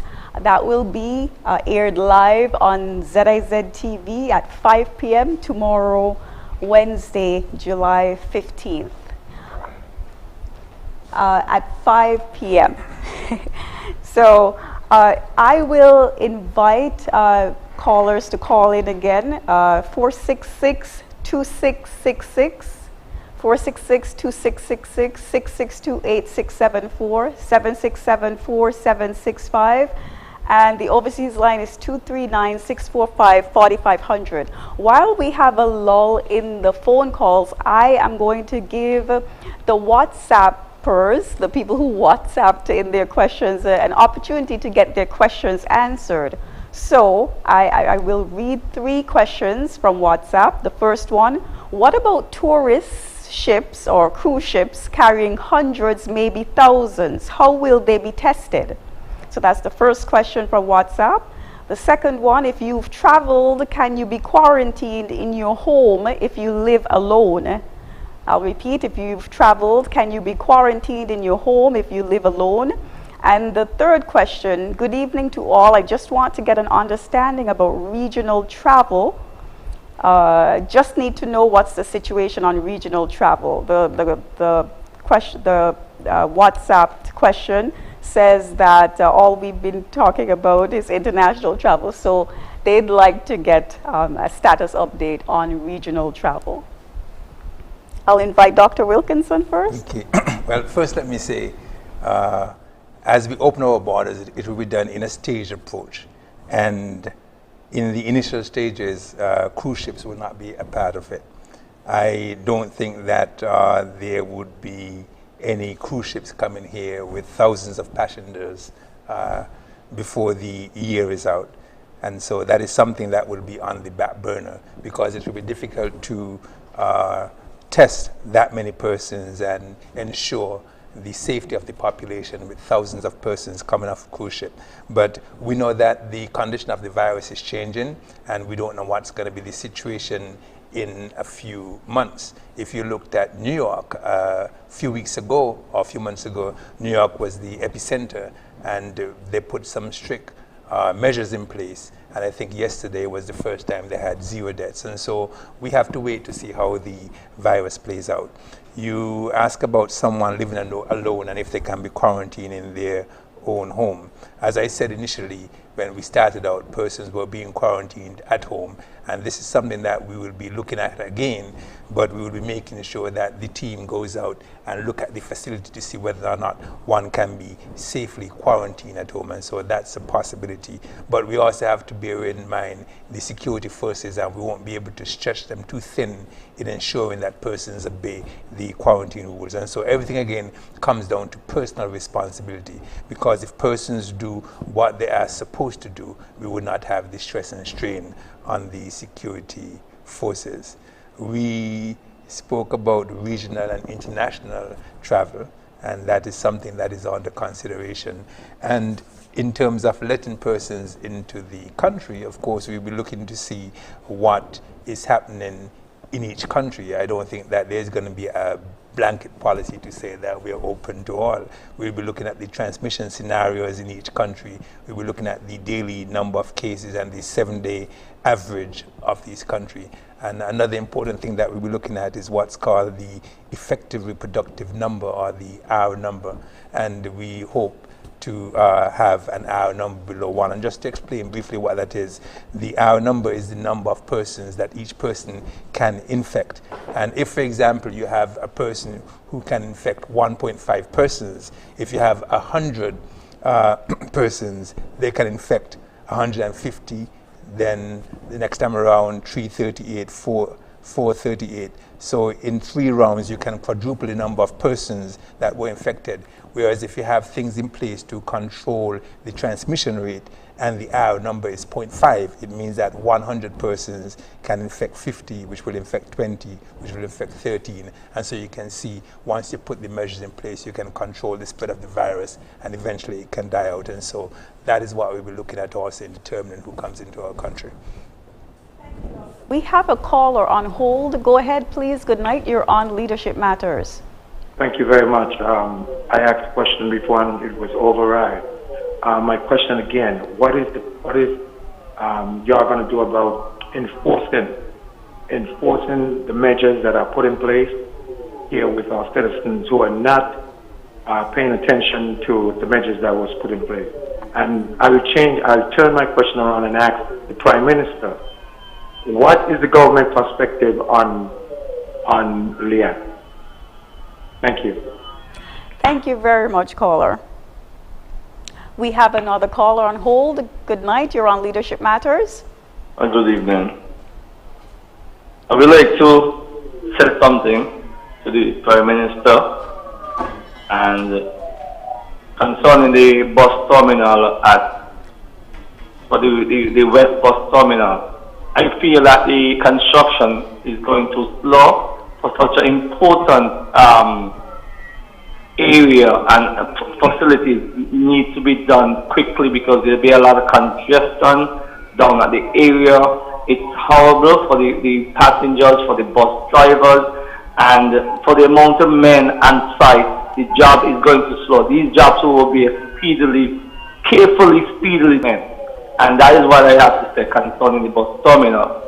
And the next thing I want to tell the Prime Minister, those people who are asking for the fair share, right? We remember when you want your fair share comes, not only receiving, but when there's expense, you need to pay your fair share for expense. So not just collect more and collect more. If the country is in problem, you need to contribute to that problem too. That's my contribution. Thank you very much. Do we have another caller online? Good night. Hello. Good evening. Good evening. My question is for the Prime Minister. You're the Prime Minister of the Federation, think it can be. How can regions get together, right, and have a dialogue with you? Because regions have council also, and you're the Prime Minister of Think It Can Be. Second question, Mr. Prime Minister. You said you had a meeting, right, about opening the border. You see how much people open the border and so many corona? Prime Minister, tread that line, a thin line, before the way to jump. Thank you. Do we have another caller on hold? Good night. Yes, hello, good evening. Good evening. Yes, good evening, Dr. Prime Minister. Prime Minister of Surplus. Good evening to my good doctor, Dr. Wilkinson. This is Radical Culture. Yes, good evening. Mr. PM, as Commander-in-Chief, you are. I would like you to get to the top cop and let him make sure that his policemen go out on the road and do their job. Too many people are breaking the laws by not following the protocol, by wearing a mask. And a lot of bus drivers have this attitude when passengers go in the bus and ask some of the drivers, how come you ain't got on a mask? They're saying that ain't applied to them. So I want you as Commander-in-Chief, tell the Commissioner of Police, tell the ground police them must get out there and do their work. Make sure that these people comply to the rules and regulation, because each person is their own weapon to saving their life. And if they don't wear the mask, they will kill themselves and kill others. And we don't want that, because our population is not even 52,000 in our country. One cough and everybody dead. Thank you very much. Good night. Do we have another caller?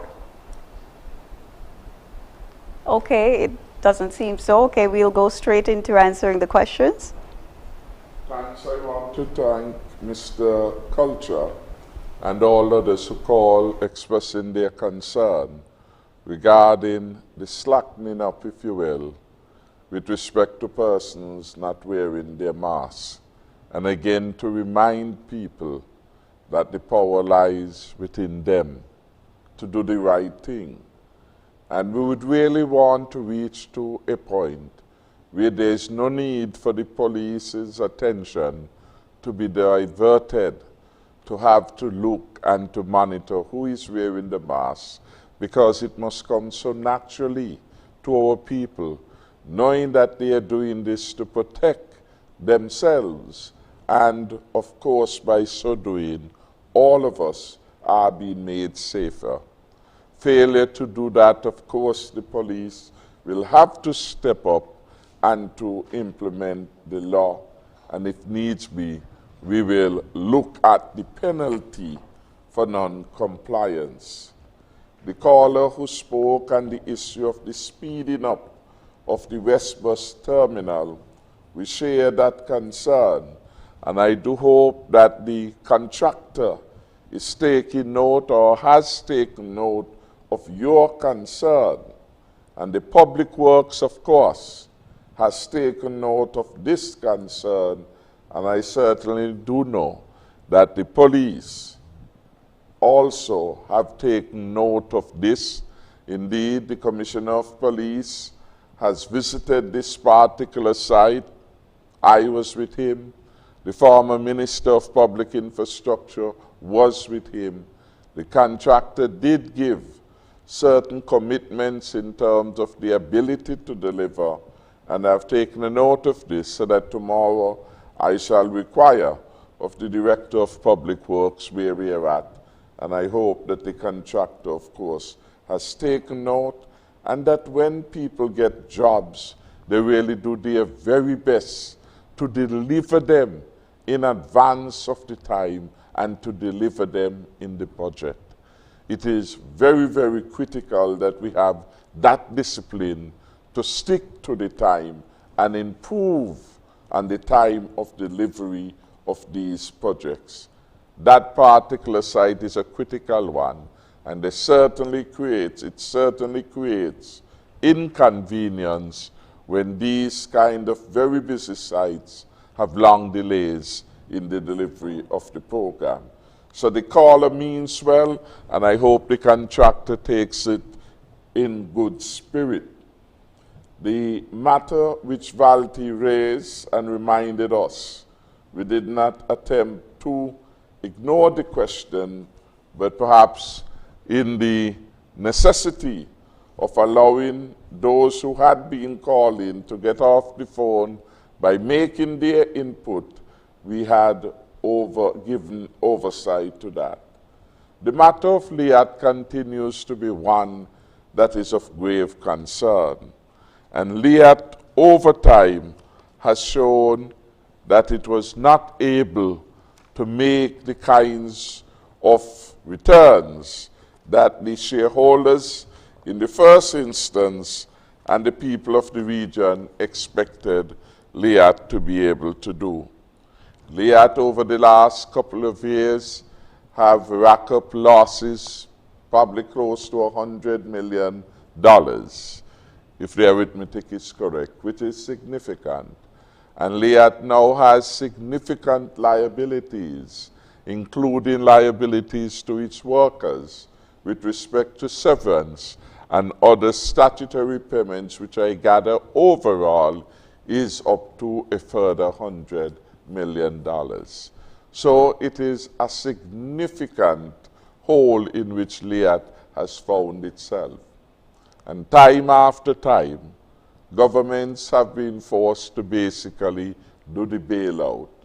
It appears at this particular moment in time, the shareholders are not committed to make the kinds of investment. And so from what we have gathered from the news, from the presentations that have made at the level of the head, we know that a number of the heads are in disagreement about the future of Liat. Clearly, some are of the view that we move to something new and something different. And there are others who are of the view that perhaps we can give a last try to Liat. Perhaps Liat should still be allowed to live. Liat 2020, for example, has been put for serious consideration by the Prime Minister of Antigua. There should have been a meeting of heads of government and interested shareholders to discuss the matter. That meeting should have taken place on Monday. I am advised that that meeting did not take place. Of course, Monday is our usual cabinet day, and at the time of that meeting, we in fact were having a very long cabinet, which ended sometime after 7. We had our delegation in place, and as I said, the information I have was that because of the unavailability of one of the major shareholders in Liat, the meeting couldn't advance. Clearly, ultimately, we are advised that the board of directors had already taken a decision that Liat should be liquidated, and it was a matter of getting, I suspect, ratification. What is clear, though, it seems that a majority of the shareholding interests, that majority is not convinced to continue with Liat in the usual way. What is the position of St. Kitts and Nevis? We, of course, have always said that we want affordable, reliable, safe transportation for people leaving St. Kitts and coming into St. Kitts. Do we have a particular preference? We will prefer, again, that those critical attributes, affordability, reliability, and safety, guide us in making the decisions. Whatever comes forward, we are willing to give support and to participate, because a regional mechanism for transporting our people is critical to the way we live. It's critical to our tourism industry. It is critical to the effort at regional integration. Nothing clearly has been put before us in terms of the rationale for taking particular courses of action. Clearly, the majority shareholders basically wield significant power and control over Liat, and in that regard, their plans have not yet been shared with the, I would say, those who are not significant shareholders, and we await for that so that we can make an informed decision. There have been identified a number of other airlines, at least 7, who are doing some form of transportation. And the issue is, when we are ready, when the borders are open, and we will move to that in a phased way, will these be able to take up, if not all, some of the slack, assuming that Liat is not there in the form in which we knew it to be. That is a matter in which we are already engaged, and we are having conversation with other operators. Again, no firm decision has yet been made. That is where the situation is. We are interested. We have indicated at the heads level that we understand that this is a significant matter which all of us, as far as possible, need to discuss, but we understand what shareholding means. And once you have significant shareholding, it gives you certain decision-making priority above others. We quickly, with respect to that is where we are with respect to regional and international travel. In a real sense, when we open up really for all, whether it is regional or international. The critical traveler really right now, or airline sub-region, would be Liat. Liat right now is not in, is doing limited, if any, flying at this particular moment in time, as far as I am aware. Mr. Prime Minister, we will go up to 10:30 p.m. Because we started late due to technical difficulties. But in the meantime, we will take a quick break, a 2-minute break, and when we come back, we'll take about 2 more calls, and then we'll go straight into closing remarks. The numbers again to call are 466-2666, 662-8674, 767-4765, and the overseas line is 239-645-4500. We'll be back after a quick break.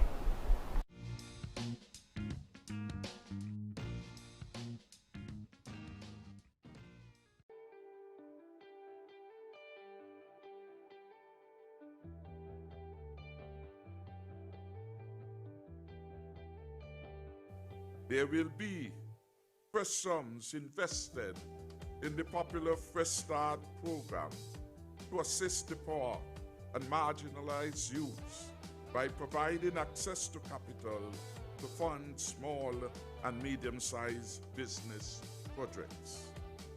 $5 million will be provided in this regard.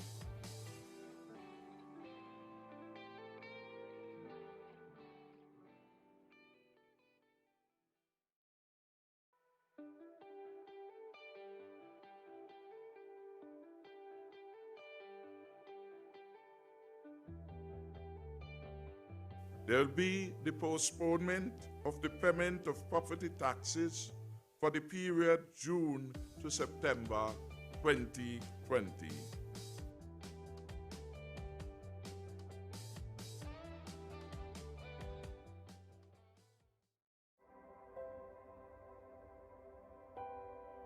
This is the beautiful Island Federation of St. Kitts and Nevis.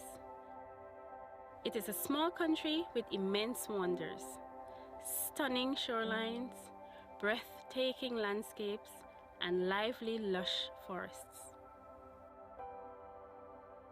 Another of its wonders is its people, a unique, vibrant, and proud culture. Here, Kittitians, Nevisians, and guests share this jewel. We are all seeking to make these islands a better place to live and a haven for visitors. But this little haven, our home, like many other beautiful places on the planet, is facing a growing threat, which is evident now at our doorsteps. This threat is the buildup of garbage in the oceans, shorelines, and landfills, primarily from single-use items. When we use disposable plastic and styrofoam products, we become responsible for this growing problem. We can make a difference. Our community is already finding creative ways to cut down on this waste, as well as raising awareness and changing mindsets.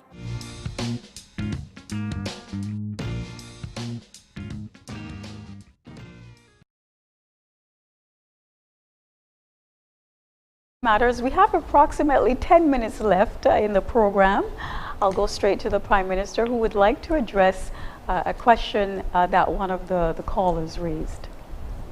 Thank you, Valencia. Just to add that Dumpling will get her wish, I am advised that the Health Ministry is way advanced in terms of a design for that particular health facility, and a brand new one will emerge on the said site. So again, I hope that makes Dumpling very happy. Beyond the renovating or the painting, a brand new facility has been designed, and at any moment we will perhaps begin to see something new, something different, something nicer being made available to the people of Basseterre. And finally, last time we were here, the question came as to persons not being able to benefit from the stimulus package as it relates to water. I did promise to research that, and I have been advised by the water engineer, the head of that department, Mr. Paris, that the facts are that a number of persons have in fact benefited from that program. For you to be able to secure that benefit, you have to apply for it. And there is a special form, Water Services Department COVID-19 Special Assistance Application Form, which you have to fill in. So if you haven't applied, the Water Department will not know that you have suffered loss of income as a result of COVID. Just as you would have to fill in a form with respect to your severance or long service gratuity, you are expected to fill in the form. It is not a difficult form. It is very simple. Name of applicant, your account number, social security number. They ask for your contact number, your place of work. You sign the form. Straightforward, simple, and then the water department will process it. We want to encourage all those who have not been able to benefit to basically collect the form. The form should now be available on the Ministry of Finance website, hopefully, and the government information system. And by tomorrow, the press secretary will ensure that it is also available on all other sites of the government, so that you can download this and have this available and make your application. Once you satisfy the criteria, you will benefit from a waiver of water payments for the month of April, the month of May, the month of June. And yesterday at Cabinet, we took the decision to extend it for a further 3 months. So from April up to September, you will not have to pay your water bills. You can't find a nicer government anywhere in the world. So I want to advise you to take the opportunity to access these benefits. Thank you very much, Mr. Prime Minister. Very useful information. That's why you should tune in every Tuesday night to Leadership Matters to hear useful information such as that one. Okay, do we have any more calls? Okay, we don't have any more calls. Oh, yes, we do. Go ahead, please. Good night. Go ahead. You're live on Leadership Matters. Hi, good night. Good night to your panel, and Prime Minister, Dr. Wilkinson, good night. Val, good night to you too. Good night. Dr. Wilkinson, the question I'm going to ask for you, I know we're out of time, so I'm going to try to make it as quick as possible. We are looking at opening our borders very soon, I know, and as I said, we have health issues, and we have to look at the economy and see how we can stimulate the economy, but there's certain things that you have to take into consideration. One of the questions I want to ask you, Dr. Wilkinson, is how long does COVID-19 live inside your body, and how long it takes before it can be detected? I've read of situations where people would have been tested before they would have left their point of origin, and by the time they get to their destination after 11, 15 days, they're tested positive. They were tested negative before they boarded the aircraft, and then after 15 days of testing, they were tested positive. The question is, what happened during the point of travel until final destination? We've had situations where we see and would have read that Air Canada would have had some situations where people would have traveled on Air Canada and found out that they have been contaminated in travels and in flight on Air Canada. The question I'm going to ask you again is, how do we know after the 15 days that people are tested negative that they're free from the COVID-19? I'll listen offline. Thank you very much. Do we have another call? Okay, we don't. So we'll go straight into answering those questions. Okay, so the incubation period is up to 14 days, but it can be as long as 21 days. And basically what that means is that one can become infected with the virus but don't show any symptoms for 14 days, and really some persons can show symptoms even after that period. The antigen test that we do depends on the viral replication, and so if you have a low number of viral replications within your nasal cavity, it will not pick up the test.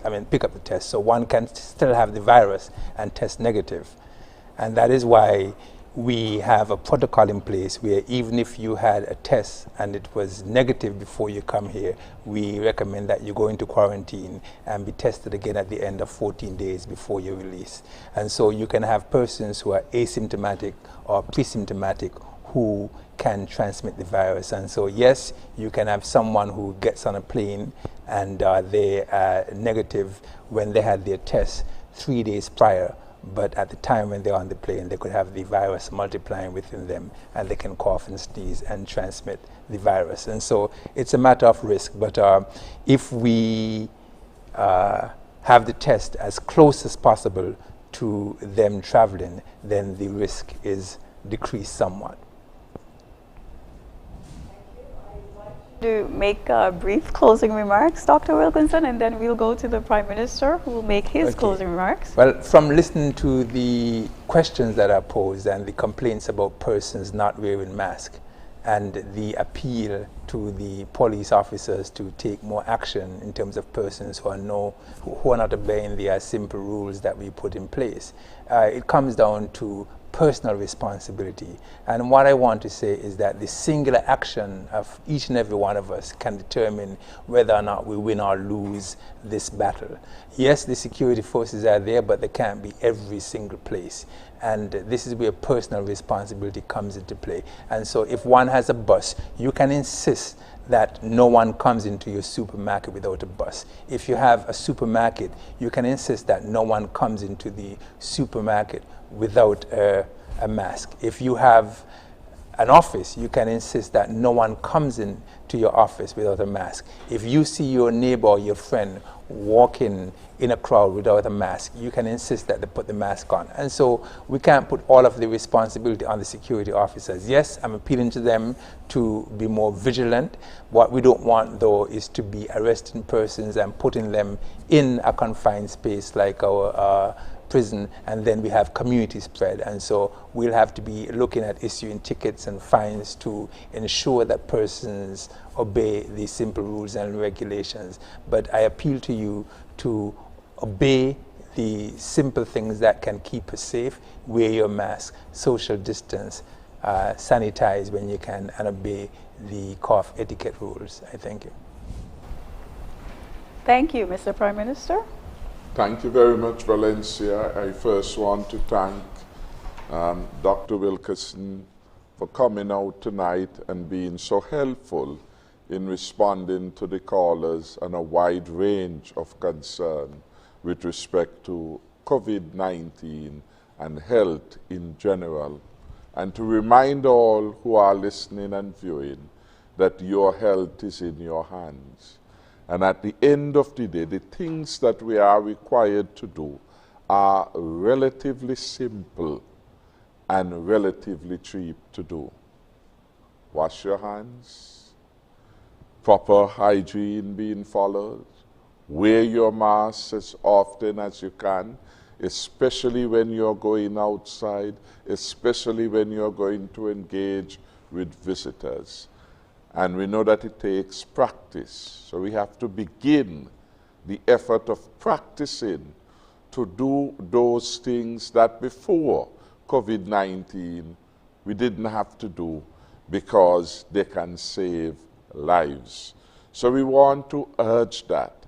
And we want people to do it because they understand that this dreaded pandemic can be deadly unless we are careful. And the life you may end up saving could be yours or that of a family member and friend. And we do not want anyone to die when it was not necessary and it could have been avoided. So we ask us all not to take chances with respect to that. The large number of callers that we had tonight is a reflection that people consider the topic that we are discussing tonight to be significant and important. And I want to thank them all. Some of them who were calling from overseas, and we were delighted to have calls from different areas coming in. I want to apologize to Nurse Garnett that she didn't get in her call. So maybe I said need to increase the number of calls that we can have to whatever mechanism for those who are calling from overseas. I want to thank each caller for staying online though, to ensure that you get your question in or you are able to make your comments. And those who were lucky like Valti to be able to get you for a second time in a row, we thank you though for your steadfastness and your insistence that we account to you. This is an exercise in accountability, and this is an exercise in good government. Indeed, what we are doing here, other countries want to follow the model. We are from the highest to the lowest official can engage any government official and to ask them whatever is on your mind. So again, we appreciate it, we thank you. Without the callers, the program would have less value. It is intended to engage for you to get answers to your question. I want to end my closing remarks by going to the Chone speech and to read a particular section of page 4 of the Governor General's Chone speech, which was delivered at the first sitting of the Parliament on Wednesday, the 8th of July, the roadmap to a stronger and safer future. I find this paragraph to be in sync and very applicable in light of the discussion. It says, the COVID-19 pandemic will not stop the train of development. Given our commitment to resilience and adaptability in weathering and adjusting to whatever the new normal state of being calls for. We recognize it would not be business as usual. We also recognize that this moment in time, more than ever before, is a period that calls for innovation, creativity, and resilience as we set about the task of reopening our economy and our borders in a careful and measured way. And that is critically important. That is how we are going to do it. We are not going to just rush and do it because some people say, well, open up the borders, I want to get out, I want to come in. Because there are attendant risks, and we want to minimize the risk to a manageable level to save the lives of our people. So the Governor General had it right. Our borders will be reopened to the benefit of all in our economy, but our borders must be opened in a careful and measured manner. To do otherwise, he went on to say, to do otherwise would be a foolish undertaking that threatens the achievements we would have already made in socioeconomic, in cultural and political transformation of our country. My government views our people's needs, our health and our wellness as priority number one, and we will not compromise public health and the altar of economic expedience. In other words, we will do the right thing, and we will do it based on science, based on information, and we will put our people's best interests at the heart of our decision making. So I want to thank those persons for their patience, and we do appreciate a number of persons. Several persons have in fact been inconvenienced as a result of COVID-19. There are persons within the Federation of St. Kitts and Nevis who would have wanted to be elsewhere. But the truth is, those places where they wanted to be also had to close their borders. The closing of the border was a common response across every nation. And importantly too, we recognize that we have nationals abroad who got caught in the COVID-19. We wish them well.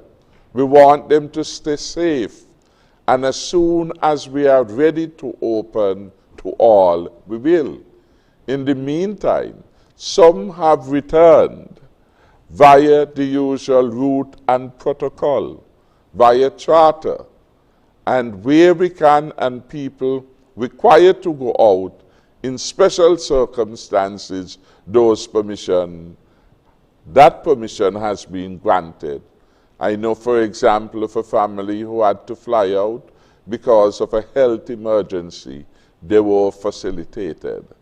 So while the borders are closed, there are opportunities, once we follow the prescribed rule, for persons to come in and out.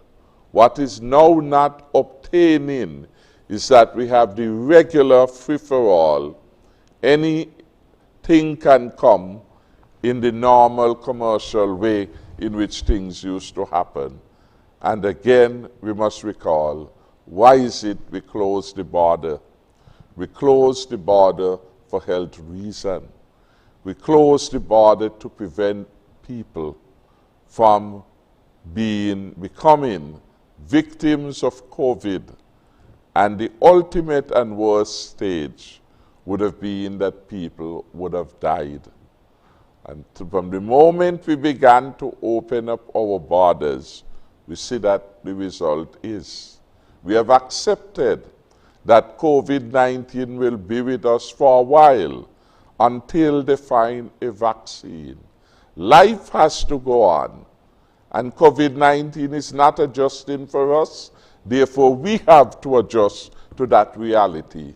And that is why we are urging and encouraging our people to take the health advice seriously and to comply with it. We will be moving, and we are moving, to opening up in a phased way, not overnight, in a phased way. And for us to get there, and that is why tonight we are not giving any exact date. We are saying that there are certain things that need to be done. For example, at the airport, there have to be some redesigning and retrofitting of space, having regard to the new reality. We recognize that in our hotels, they have to do retraining of their employees. They have to put some new protocols in place to protect the workers here and to protect their guests by extension. Those areas have to be addressed before we can call a date. And we will be working diligently over the next couple of weeks with the relevant stakeholders to ensure that they are getting their act together so that we do not delay for too long. Again, I want to thank the entire population of St. Kitts and Nevis, all our residents, for your encouragement and for your support. We have seen the most powerful country in the world almost fall to its knees as a result of this pandemic. This is real trouble. Real trouble. You see what is happening in Florida. You see what happened before in New York.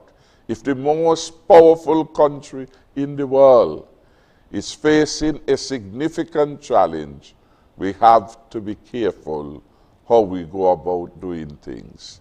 And so all that we do going forward must result in a stronger and safer St. Kitts and Nevis. That is the promise that we made. That is the promise which we are keeping. May God continue to bless the people of St. Kitts and Nevis, and may God keep all of us safe. I thank you for viewing tonight. Thank you, Mr. Prime Minister. On another note, I'd like to remind the public about the official dedication and ribbon cutting ceremony of the newly constructed viewing decks at Black Rocks. That's tomorrow, Wednesday at 5 p.m. Special live coverage will be provided by ZIZ TV and online. Prime Minister Harris will be there to deliver brief remarks. The Black Rocks landmark has been transformed, so you should definitely go see it. So much infrastructure has been built out under Prime Minister Harris's administration. Traffic lights, the East Bus Line terminal, on and on. Indeed, leadership matters. Thank you for joining us tonight. Good night.